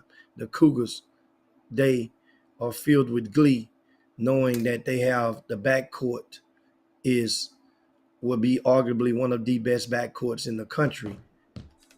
When you're talking about Jamal Shead, Marcus Sasser, Tremont Mark, who missed all pretty much virtually all of this year with his, I think, shoulder Shoulder injury. yeah. That's a bad backcourt, boy. Bad, not like LL Cool J say, not bad meaning bad, but bad meaning good. Right. In that song back then. But then you add on Ramon Walker, who has carved his niche thus far as a defensive specialist within this offense. If you are a freshman, defense can get you and keep you on the floor at any program you attend if the opportunity, well, not if, when the opportunity presents itself, because it will present itself. And a lot of times it might be during good garbage times, but if it's garbage time, don't mean you got to play like garbage. Hello. You know, because garbage time normally whoever touched the ball trying to get a quick shot off and get a bucket, that way they can please the family and supporters in the stands or who's watching. You know, but this University of Houston team, just imagine, boy, it was just like this. If Kenneth Lofton Jr. had decided to come back to college, all signs pointed toward a couple of schools, but in the inside lane on the track, U of H had the inside lane. Memphis had a shot because Kendrick Davis was working his ass off. Yeah, Kendrick was working. I'm telling you, look, KD, he was recruiting him, trying to get him some down there to help him get the way he need to get to. And by the way, DeAndre came back. DeAndre came back. DeAndre just announced Williams, yeah. He's coming back to Memphis. Yeah. So that gives, and I think they might have played. Did they play grassroots together with Texas Pro? Or was DeAndre the year before Kendrick Davis? That's the summer of 2017. Somebody, don't let me know, one of you guys in the Boom Boom Room. DeAndre Williams was Texas Pro. Kendrick Davis was Texas Pro in 2017. Came out of high school in 18. So there you go. Doug got me. Doug Jones said that was afterward. Just wanted to make sure. They both Texas Pro alumnus. And that was founded, spearheaded by Marlon Lowe. So, and yeah, I see the other stat. I just saw Jeffrey Day mention the two guys I said that played 17U, Chris Johnson and Jalen Lowe. But back to this topic in regarding the U of H. Boy, what if Junior would have came back and went to U of H? Now, that would have been like scary good. And Doug them, I know Doug them is sneaking over there to those workouts and those open gyms, and Doug saying, y'all better look out for this boo named Emmanuel Sharp. I'd heard that name. And what about the boy coming from Texas Tech? The boy come from Texas Tech. I don't know if this just been in the open. I'm just saying they got a boy come from Texas. That ain't him. They got another boy that's transferred from Texas Tech.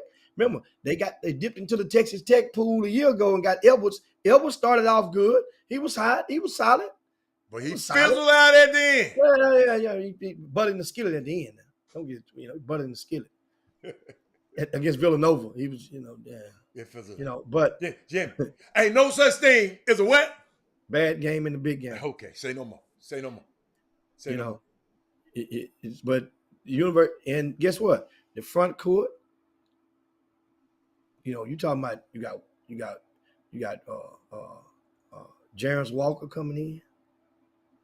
McDonald's All-American. Yeah. He gonna be coming. He gonna be in that front court, Adam. Then who else he got? You got the two boys from this past. You got Roberts, and then you got the big strong boy. What's the boy they transferred in? What's the boy name? Chaney. You got Chaney. Yeah, you got Roberts. Chaney. Yeah. Then you have JVF Francis is hidden in there and as opportunity to play himself into the rotation as well. Then you have Terrence Arsenault. Yeah. Terrence Arsenault is another defensive first type player that with a pretty good mid-range game. He's long, he can get the spots, and he's not selfish. He don't really see the thing. Terrence Arsenault's numbers wasn't really sexy because he never really demanded the ball a lot. No, like he just go get that thing. And it worked out for him, back-to-back state championships. So you got So how many of these players in the rotation for University of Houston that are from the state of Texas this year? I know you should know. I'm saying all but one. All but one. About this, man. They had a shot to get Junior. Ooh, man. Don't good get it. Too. And they still good. Man, let me tell you something, man. Those young kids. And then they got JoJo Tugler coming the next year. Hey, let me tell you what I'm guessing right now. It ain't just JoJo Tugler that's committed. Uh-huh. They got the young fella committed after that. Which one? But I can see him decommitting. That commitment is Master P. Son. Okay. Understand something? That's why he supports my theory. If you get a good program that you like, just commit to them. You can always change your mind. Because they going to change their mind and you not going to know they changed their mind until it's too late. You know what I'm curious about? And I just want to watch because I know how hard Coach Sampson is on freshmen because what he tries to do, freshman, when you go in there, he try to put you in positions that'll make you quit because the game gonna be easier than what he put you through. So he try to put you in positions that and run your body, your mind. You just got to be strong. If Terrence Arsenault, when he gets through that and can sit back and just wait, I'm just curious on how this kid gonna do when this Allen Bishop get hold of that body. He one of the best strength coaches in the business. So I'm curious. Hey, Jimmy, Terrence Arsenault is a wild card. The things that he do on a basketball court, listen to me, y'all, equates to winning. The things that I've watched that kid does creates, it just equates to winning. And I'm just watching him. Ain't nobody talking about him. We just talking about everybody. And because I know he's a freshman, and the best thing I know, the best thing happens to a freshman is he becomes a sophomore. I know that's how coaches think. But this Terrence Arsenault, man, I'm just watching him over the years. Springy, athletic, long, can defend, hands in the passing lane. Man, let me tell y'all something, man. This team, gosh, I want to go over there and watch. Dude, I sure want to watch them open gym. See, y'all, I don't want to watch when the coach is there. I want to watch the open gym. The open gyms tell me a lot about a player. That's when I knew Jalen. Hey, Jimmy, that's when I knew Jalen Green and R.J. Hampton was gonna be good. Jimmy, I messed around and they went on the official visit to Memphis. Jimmy, and I'm sitting there on the sideline. Jimmy, guess who walked in the door and tied up them sneakers? Jason Tatum. Jason Tatum walked in there. You know, him and Penny got this great relationship. I'm sitting, I didn't expect him because Penny ain't told nobody know he was coming. He coming there, but he was playing, hold on. Jason was playing on the team with Jalen Green and RJ, right? They was going at the Memphis team, right? It was going at. Man, Jason came to the sideline. He said, them two dudes there in what grade? Jimmy, this one I think they was in 11th grade. He said, these two dudes in what grade? He said, oh my God. And look, now both of them pros. Jason Tatum just said, man, them two dudes in high school? So, I mean, that's why I like to go with. I know Jim, I know Doug and Gary be over them open gyms. Man, you can just see a lot. You can see more because them dudes going to try more. Jimmy. And them college players going to go at them youngsters too now. So then I just like to see how the youngsters going to respond. So I'm just curious. But that dude is special, man. That dude, Terrence Arsenault, is a wild. Hey, you know how y'all talking about what's a wild card and what's an X factor? Terrence Arsenault going to be an X factor this year. An X factor. I ain't going to say he's going to be the best player on the team. It's going to be hard to keep that little boy on the bench. It's going to be hard. What else you got, Jim? You know, one thing when you got options in the program, as you just mentioned, it's just like Doug Jones posted about the young fella earlier, a sleeper name to remember in the U of H program, right? And in the same breath, I mentioned the kid from Texas Tech. I don't know his name though. Check this out, Wilson, Malik Wilson. I just didn't remember. So he's from Louisiana. Okay. Like I said only one in the rotation. So it'll be two that's not from Texas in that rotation. So one thing about it, that's Quantas White, Hollis Price. Oh, yeah. They got the Louisiana connection. They get those guys from Louisiana. That's why you go where you want to go. But if you're good enough, we might rock with you. And this kid right here, think of it like this. So he's a junior right now. Check this out. When he was a freshman, he averaged double digits in the Big 12 and for Texas Tech. Okay. When he was a sophomore, he averaged double digits for Texas Tech.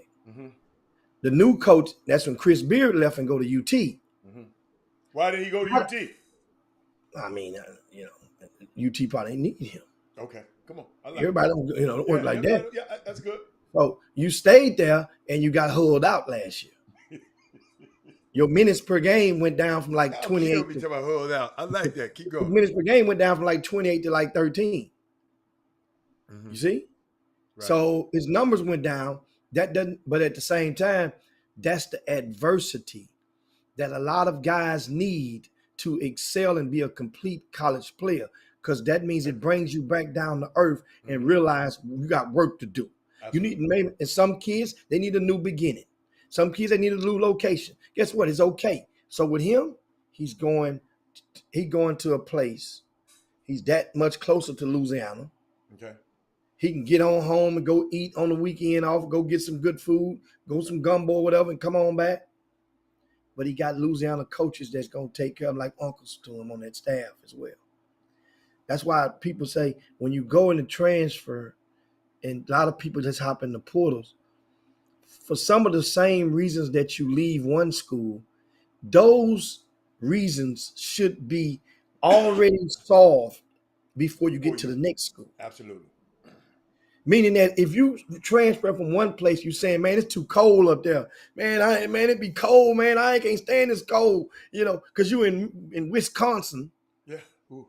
But then if Villanova offer you a scholarship on the portal, you gonna go to Villanova. It ain't cold in Philly.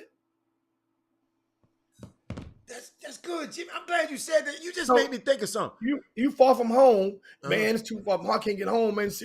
So you saying it's too far from home? You can't see your folks. It's separate. Folks can't see you play on the norm. Then you go to another place from the East Coast. You can transfer to the West Coast. You just made me think of something, Jimmy. Robert never complained about cold ass New York. I'm gonna show action. Why didn't you never complain? He never said it was too cold. And you just made me think about it. I'm gonna show action this year. I just texted him. I want to know why in the hell you never complained about it being too cold. Cause Jimmy, it was too cold for me. So I was ready to get the hell out of there. That was a good one. Wow. I mean, that's the thing to think about, and people. So just pay attention and try to, don't let. That's why some people, hey man, they call when kids getting ready to transfer a coach. Coach, that kid is fit to go closer to home because his folks want to see him play every chance they get. That kid got a little brother, got a little sister. They want to see their brother play. That kid like to go back home. Coach, you might be wasting your time. So I always tell them they might be. I don't never say you are, because you never know. Coach, I'm giving you the disclaimer. It's like the lemon law. I'm telling you what's up under the hood. Now you can still get the car off the lot. That's on you. I like this, Jimmy. Doug, is that the way they think? Jimmy, you think they doing it? He said, Doug said a lot of times, I know it's going to pop off. Let me make sure I put it back on. Let me see. He said a lot of times, hold up. He said a lot of times these kids do stuff because it's something to do. Entering the portal is popular now. Some people be like, F it, I'll jump in there too without a plane. Wow. Wow. It's some people doing that, Doug. I mean, it's sad, but it is definitely true. And wow, it's sad, but it's true. It's a fad. Remember, monkey see, monkey do. Think about the I'm blessed to be received. That's kind of, remember, it was a fad. I told you guys that was a fad. People still do it, but it ain't as much as it used to be. It ain't as much as it used to be. And it's gonna wade itself on out. Just like it's fat monkey, but monkey see, monkey do. Monkey see, monkey do with this stuff. I'm looking at what Doug just said, and it just remind me, Adam. It remind me as we go over, and we're getting ready to close on out. Mm-hmm. I'm trying to think. Let me see. I ain't done this in a while. Mm-hmm. I'm trying to. Let me show y'all something. Are you gonna scream? And Doug, get yourself ready. Crank your engine up, Doug. We gonna. I'm just curious. Hold up. Walter Yates said, and I'm blessed, and I'm blessed folks. Jimmy, you used to hate that I'm blessed. Kids, I'm blessed to receive all. Yeah, I used to work. Walter Yates said that works his nerve too. I mean, it's monkey see, monkey do, and that's the thing on it. And I'm trying to. And I'm blessed. Hold up. I'm blessed to receive, and I'm blessed to get the hell out of this college.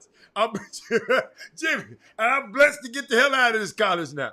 I'm blessed to be in the portal. Hey, Jimmy, have anybody said I'm blessed to be in the portal, Doug? No, they probably have.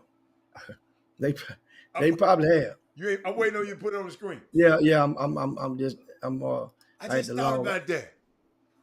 He said, just like women get married because they see everybody else doing it. Kids want the wedding, not the marriage. You right, boy. You right about that now. Melvin dudes. You preaching over there, buddy. They want the marriage. They want the wedding, but not the marriage. Boy, after that wedding over, you look at her. You look at her and say, "Whoa, Nelly." Let me see what you're working with, Jim. All right. Yeah. So here we go. Now, what I'm going to do is I'm going to. I'm gonna open this thing up for y'all.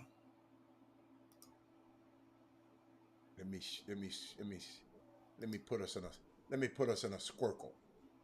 Jimmy, they got a thing called a squircle now. Square circle. It's called A a squircle. squircle. All right. So now, what you guys are watching right now is the transfer portal, the D1 transfer list from Greater players that went to schools or from Greater Houston that are in Division I college, and we have other colleges below it as well. The D1s is first. That were 53, as you see right here. There were 53, and they're in alphabetical order by the first name. And you see in columns, you have the name, the height, the class, the high school, the grassroots team they played with, the college that they went to, and the college they decided to go to after departing the portal. And in this case, Anderson Copp, he tested the water. Fish wasn't biting as he thought it would, and he took his ass back to UMKC. And St. Ditto for Antoine Davis is different. Antoine went back to school? Oh, yeah. I knew he was. Okay. Detroit Mercy. Antoine's deal was different, Heather. The intel that I have, Antoine, it was a conspired effort to basically influence some of the boosters to go up in that name, image, likeness bag and give him a deal. Say no more.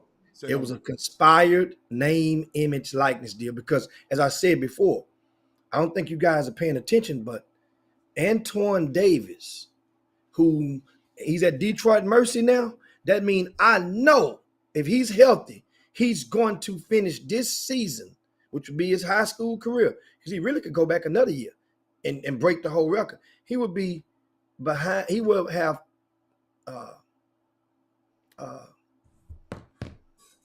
being second place in the all-time scoring of college Division I basketball. That's not good, Jamie, because the guys who are up on top of that list, they didn't make it nowhere. No, Pistol Pete Maravich. I ain't talking about Pistol Pete. I'm talking about the rest of them. Oh, he would have passed all the rest of them. He would be behind Pistol Pete. I'm just saying, but the most of them guys up there ain't busted great. Nowhere else. So understand, but the great people behind you ain't studying about them. He's behind. He's in the company of Pistol Pete Maravich as a shooter, as a scorer. Now let's look at some of these names before we get out of here. Here's in this column over here. The two are the players who are still either undecided or the fish ain't biting. Because normally when you go from Division I, you're looking for another Division I, hopefully a higher level. Most don't go to a higher level. You see this one man right here, young kid right here. He went from Arkansas Pine Bluff to Mississippi Valley. Just think about it. UMKC, same thing. Incarnate Word, right? Bradley Achille to Oklahoma Baptist to Division II. He went down. Okay. Right? Bryson Etienne, Texas Southern to Southern. Calvin Solomon to SFA. I still don't understand that one, but keep going. Yeah. I mean, sometimes the coaches will make it where you need to get on out. They don't want, but I don't understand that one. I don't think that was the case with him. I don't understand that one either. Coach shot anytime he wanted to, but keep going. But look at his last name, Heather. Etienne. That means he got some boudin somewhere in there. Okay, I got you. So he might be going. That's he might have kinfolk down there too. Great grandmama Welp. Calvin Solomon, SFA to UTEP. Look what's going on. The same SFA to UTEP. Oh, Calvin Solomon then left. Yeah, that's a lateral move. That's not a. Now he might have thought that U of H might have wanted him. Right? Mm-hmm. He might have thought SMU might have wanted him. Mm-hmm. UTEP is where you ended up. Keep going. And that's not an insult. It's just that the expectation. You look down at Chooks Isatua went to Yates. He played at IUPUI. He's going to Fresno State. That's a bump. I'll take that bump. Darius McNeil.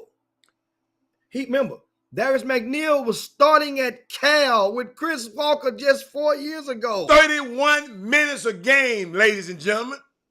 He went from Cal to SMU to UTSA. Hold out. And now Troy State. That's a lateral move. Look at DeMar Williams. Went from Oral Roberts. He went to Arizona State. This young man left Houston and moved to Phoenix. His family uprooted and moved to Phoenix with him because they said, from what I was told, they told him, we're gonna offer you a scholarship, but we want you close, that way you can come in and work out. You can come in and we can help you develop. You can meet our people. So basically, they went to Dream City, which is a prep school right out there in Arizona, and you went to Arizona State, and you didn't play at all. Jimmy, where did he play in high school? Here. Fulshear. I think that's where he was transferring to, if I'm not mistaken. He's a Fulshear or Katie. Okay. You guys, I didn't really know him that good. in the boom boom room, you guys can help me out with that. Now, who is his personal interest? Who is his influencer? But you guess what though, Hal? Here's the thing. No, I just want to know. No, his parents, his Okay. dad and his mom, they were that they took. Here's the thing. That was his only Power 5 offer. Was Arizona State, but it came kind of early in the game. And here's the thing: they took it, and guess what? They had the economics means to do so. Everybody don't to uproot.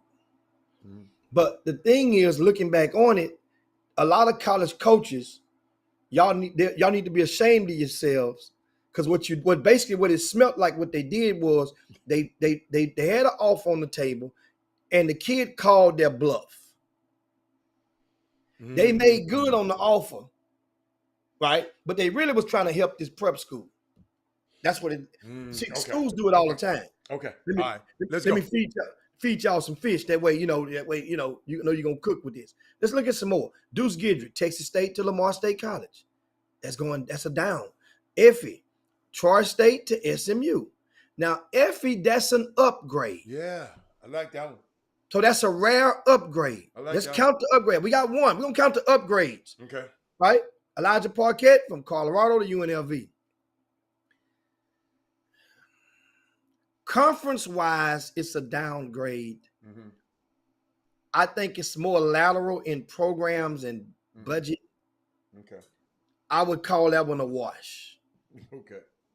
You know what I'm saying? What you think, Hannah? I mean, Colorado. Yeah. That's for basketball. For basketball, it's not that bad. Not that bad. It's a wash. Okay. We'll work with that. Right? So look at this. Emmanuel White, UTEP, D2. Right? Jabari Rice, he'll be number 2 on the upgrade list. New Mexico State. Jabari Rice, Marshall. I don't remember. He played Thurgood Marshall. He went to State. I don't remember him. He was a guard on the team with the young fella when you call the TSU games that played at TSU this year. John Walker. Oh, okay. Yeah. I love John Walker. That's one of my favorite players. Thurgood Marshall went to State that year when they were seniors. And they had the other young man that started at West Virginia on that team as well. None of those guys had Division I offers when the season started, except for maybe John Walker, because maybe he went to Texas A&M first. Check this out. So he's 2 with an upgrade. Jahari goes Seton Hall of Maryland. That's the same level. Let's go on down. These guys with blanks, guys, you see a name over here? That means they ain't got nothing yet. Jarrell Colbert, LSU to Kansas State. That's lateral. Jock Hughes from Prairie View to NAIA. All right. Jordan Ivy Curry, UTSA, New Mexico State. What you call that? Slight upgrade? Hold on. I was sending a text. New Mexico State. Oh, wow. Yeah, that's slight upgrade. Jordan Ivy Curry, that's slight upgrade. Slight upgrade? Yeah. That's slight. Okay. So that's 3. Slight. Jules Moore, going from SFA to Pacific. Did he play at SFA? No. Okay. Right. Justin Hill, Longwood to Georgia. We talked about him earlier. That's definitely an upgrade. Oh, that's the ultimate upgrade right there. Kason Harris, Lamar to Winthrop. Kason Harris. Oh, okay. Yeah. Is that an upgrade? I mean, no, but in his situation, it's a Yeah, I'm great just saying situation. I think that's pretty. That's not an upgrade Yeah, at all. that's Hell no. Binghamton to Central Connecticut State lateral. See, SMU to Memphis I ain't never heard of SMU to Memphis. lateral. Upgrade, baby. No, hell, that's the same conference. Upgrade, baby. The same conference. I don't care. It's an upgrade. No, they don't get. Yeah, I don't care. I'm keeping my fingers on folks. Upgrade, baby. We not Kenneth Lofton Jr. We don't count him because he didn't. Okay. He went gone to the draft. Yeah, he upgraded. Keon Edwards, Nebraska to Milwaukee. That's a downgrade. Downgrade. Kevin Samuel, Florida Gulf Coast to South Alabama. That's lateral. Lateral. Linda Cleese, San Francisco State to Eastern Washington. Lateral. Marcus Williams, Texas A&M Francisco. Downgrade. Montavious Murphy, he went to Kansas State, started as a freshman 2 seasons ago, then committed to SFA, from what we heard, rumored to have committed to SFA, and then took his name and decommitted from them. So Well, where you at now? I don't know. Maybe somebody in the boom room will know what's going on. Hey, that was for him. You heard that, right? Yeah. He gone. Okay. He got some springs up on his ass. He gonna land good though. Now, Wichita, Morris Udeze, Wichita State to New Mexico. Lateral. Wait a minute. Oh, I didn't mean to hit the button on him. I'm sorry. I didn't mean to hit the button. The next 2 young men right here. D1s, Texas State and IUPUI to D2s. Matter of fact, I don't like the way they've been handling. I like Lacewell. Jimmy, matter of fact, all three of them. So I got to get him the thing. I can't do it. I got to get that to him. God dang it! We're just having fun with it. Yeah. Because the thing is, a lot of these young men, they had one thing in common. What? They had very few down to one Division I offers out of high school. And Jimmy, could these guys have stayed at their school, man? I mean, they were forced out. Understand. You mean their colleges? You mean? Yeah. No, I mean, but guess what? Some guys you want to play, and eventually you got to get in that portal. If you want to play, you're not a Division I like Morehouse player. I like Morehouse. So Nate Lacewell go to Morehouse. Yes. He get the HBCU experience. Yes, sir. He gets to play. Yes, sir. And he's experienced now, and it's business now. Right. I like that. So that's why I said take him out of that. I didn't want to put him on the Now, Nathan McClure, he went to Concordia Lutheran, IUPUI, picked him up at the last minute. He goes there. People around him thinking, oh, man, see, we told you he's Division I. Okay, just Stonehill College. Then Noah Khan. I love Noah Khan, man. Started for the Houston Defenders. He goes to Northern Illinois, and he plays early on. I remember in the scrimmage game, I remember one of his guys from the program went on social media, like told y'all missed on him, and then it ended the season, pulled out. So then you go into the portal, and then you realize that HBU don't even want you. And so Colorado Christian it is, and guess what? And it's okay. Now, as we get down toward the end of this list, you got let's scroll down. Doc Nelson, right. UT Rio Grande Valley to Prairie View. That's lateral. Rice to Colorado, Northern Colorado, lateral. Louisiana to Prairie View. That's a downgrade. Well, budget wise, it's a downgrade. Then look at Georgia to Dayton. What? That's a downgrade budget wise. Dayton is good in basketball. Oh, but yeah. That's a downgrade. They Stadium? Oh my goodness. Dayton Jim, Dayton basketball stadium is better than unbelievable. Then Wow. you have Tyrone McMillan, Who is right? he? All these days went to Georgia. Now he's at McNeese. So that means, guys, out of all of these guys we just named, it was 53 guys in this list. Jimmy, we shouldn't send no 53. people to Georgia no more from Houston, from this area. Well, I mean, it worked out good for Xavier Wheeler. Nobody else though. But it's two different coaching staff that got him well. They've had 5 players from here in the past 5 years. Well, these last 2 years, Jimmy, they swinging and miss.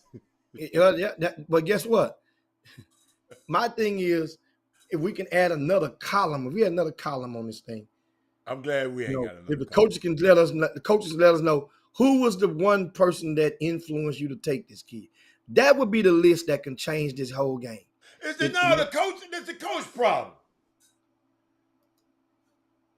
It's the coach fault. Cause the coach, I don't care who influenced you, Jimmy. The coach got to pull the trigger. I'm blaming the coaches. Yes, I'm blaming them. I know you can't blame them. Them your clients. I'm blaming their ass. I hold coaches accountable now. No, but I'm saying I can blame them. I ain't got to hold them accountable. I can just say I'm blaming the coaches. Coach Gimme, they taking them. Man, you going from Georgia? Man, Georgia.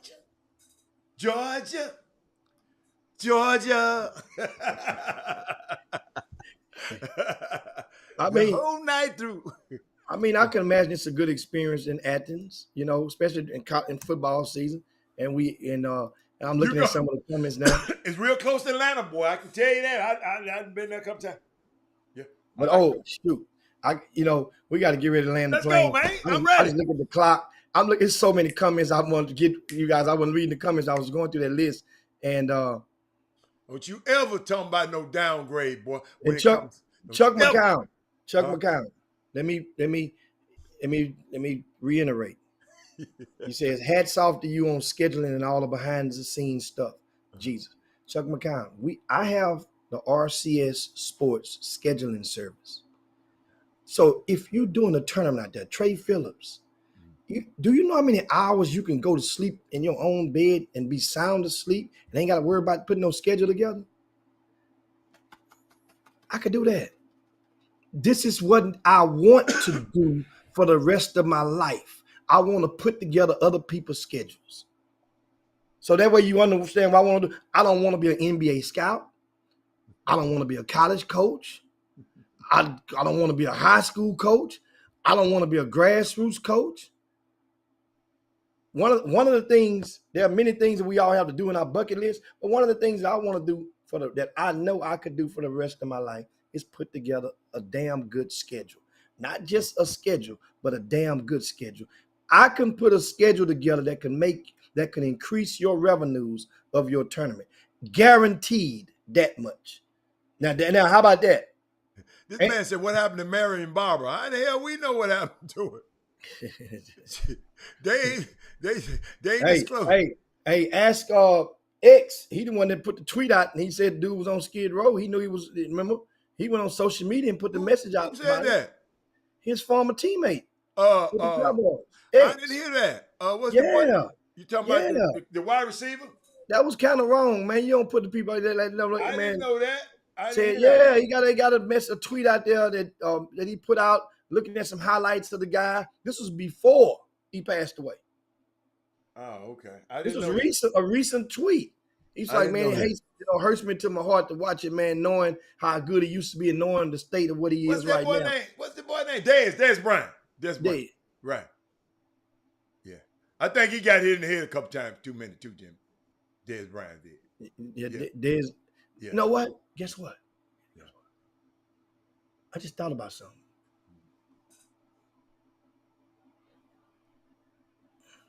I might, if I was on social, Doug, I'm gonna let you, Doug or Jeffrey Day. Why don't y'all go and tag Deion Sanders and ask him, have he ever considered giving Dez a job as a wide receivers coach? Since you were integral in the him being ineligible by the NCAA coming out of high school. Deion Sanders, in case y'all didn't know, y'all can Google that up. Deion Sanders cost this man some eligibility. Deion Sanders was his out of college. It was college, wasn't it? Was it college? Yeah, it Yeah, had to in be college. college. It was in college. It was in college. At Because Oklahoma Deion State. Sanders, he was represented by Deion Sanders' agent. Yeah, yeah, Look, I don't know. You know, and yeah. so I know. Jimmy, so that Jimmy. means Yeah, you had to have. That means they box you out. They box you yeah. out. That's You can get the rebound. hey, Jimmy. You remember I told you I went to Jimmy? Remember I told you I went to a interview and I saw another car out there. The other agent was in the room. That's who it was. While I'm in the house interviewing other guys, another dude in the back, I come out there, I said, man, somebody in that back room, man, we ain't gonna get this dude. Oh, dude, hey, Golden State tonight. Jimmy, Golden State tonight. I can't wait till Monday. Wait, how many games are gonna be played before we get back on Monday? Two. So this game, the day, and they're gonna play tonight, and then we're going Sunday or Saturday. Sunday. Sunday night. Sunday. Okay, they spacing these things out. Okay. And then of course, I may be on Monday I'll possibly be on location Monday, and we'll see how. By it being a high school, I have more faith in their internet than them aluminum privately owned facilities. Giving you guys updates from Pangos camp. So how long does it last? From what time to what time? Or Pangos? Yeah. They sent me the schedule. I'm trying to think where it is. I can tell you they sent me the schedule for games. They're 2 hours behind. Let's see. Let's see something. While I'm looking at y'all, let me try to Rice find team camp this weekend, huh? Yeah, Rice team camp. The schedule. Rice don't come up. Come on here and tell us they're having a Kings camp. Are they not? I sent us a message. They could if they were creative enough. They could. They sent the message out and asked me to come. If I'm in town, then I'm going to do my best to dip my head in there. If I'm in town. How long does a team camp last? It's the weekend. I know it's. Well, you gonna be gone. Saturday. You might leave late. Okay. Pangos don't start till Sunday. I got you. Okay. And our dude that flew in town, so he in town. He in town now. So we gotta go. We gotta go. He's somewhere getting the margarita probably right now. Yeah. Your That ain't what he coming in town for. That's a close second. That's 1A. 1B, I mean. The shit. Okay. All right. That ain't what he coming in town for, no, but that ain't gonna stop him from coming. Okay. Shit. Say no more. Now, I'm trying to think on that. I'm looking up that Pango schedule as we speak before we land the plane, and that way we'll know where I think it is. Oh, you know what? I know where it is. It's in my other email box. It's in the other email box. Yeah. Let's go in here right quick. Chad probably can tell you. Chad, what time they start playing on Monday? Chad. Yeah, Chad Grove. Shout out to Chad Grove. Chad already there. Chad love that Vegas though. Chad, he right there, and he right there, man. But he love that Vegas. Man, I got all these doggone emails. Good Lord. All right, man. That's it. I'm going to page 2, Al. Okay. I got my email box to fill. There you go. That way. Pangos. You see it? No, I'm just. Let me just search. I don't care, man. I got all these. Keep it up with no Pangos. I got all these emails. I deal with these things here. Pangos. There you go. Now, where's the schedule? Oh, I sent Rob the message, right? Here you go. I got it now. I checked. Dino said send me the email. Ooh, I'm gonna tell you. Go, because I had something when I asked Robert about. I said, it's some kids be moving back home because it's too cold, right? He said, well, then he need to grow up. Go home and do, he said, go home and do what? When the kids talking about they want to come back home because it's cold. Then he said, someone paying you $250,000 to move to a closed place, you're not going? He said, that's how much college is. In other words, kids, Jimmy, because y'all was talking about kids talking about, I'm homesick, I'm coming home. He said, grow up. He just said, you got to grow up. He never called me talking about cold. Well, he knew I was going to tell him this damn same thing. But what you got to pay go? So the games on Monday are at 3 to 5. 3 to 5 on Monday and 6:30 to 8:30. So that's 3 time. Yeah, Jimmy. Yeah, that's late. That's 5 something our time. Yeah. Right. So Yeah. So Chop Shop. Yeah, you be good at the block. I mean, I don't know where you're staying at, but you be good. Yeah, you'll be good. You know, you see, I got away from it. I ain't even locked my hotel in yet. You know, Yeah. I'm waiting to see what old tight shirts where they staying at this year. Then we gonna see we put it together. Remember last time we did the Chop Shop, we was up in the suite. He had old That's right. He had old Swisher last year. So we're gonna see what we put together. But anyway, guys, that is of course, and on Tuesday now, the games are at 10 o'clock to 12 o'clock, which go right on top of the Chop Shop. Yeah. Okay. So on Tuesday, you guys will get a sound bite. I'll give you guys a break probably between those games, about 15 minutes, and give you an update on what's happening on the camp ends on Tuesday evening. Right? So that session that I'll be giving you guys will be the last session of games before the All-Star games. Okay. And but anyway, Roger Yates said, make sure you got your coupon. You gonna wait till your coupon kick in and get the roll, man.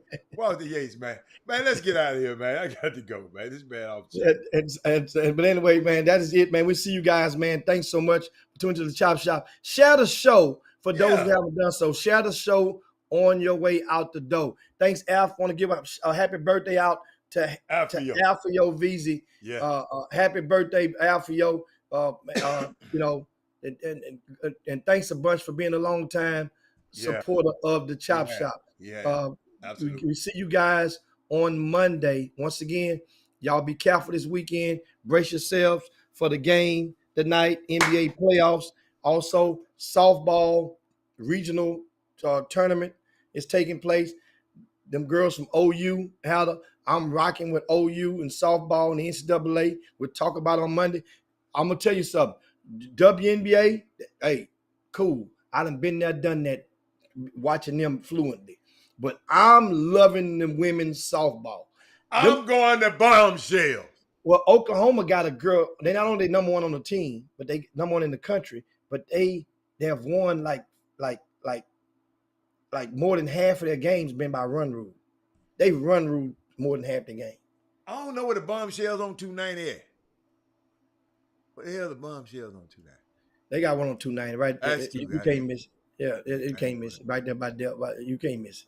But anyway, y'all be good, man. We'll see you guys on Monday. We up out of here, man. Peace, man. For Robert Haller, this Jim Hicks, and this we are the Chop Shop. Been one hell of a week, but guess what?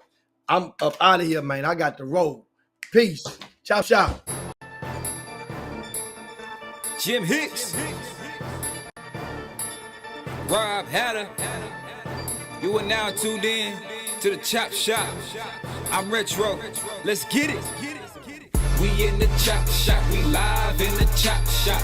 We talking sports talk. We live in the Chop Shop. We in the Chop Shop. I'm talking sports talk. So turn your dials up. It's live in the Chop.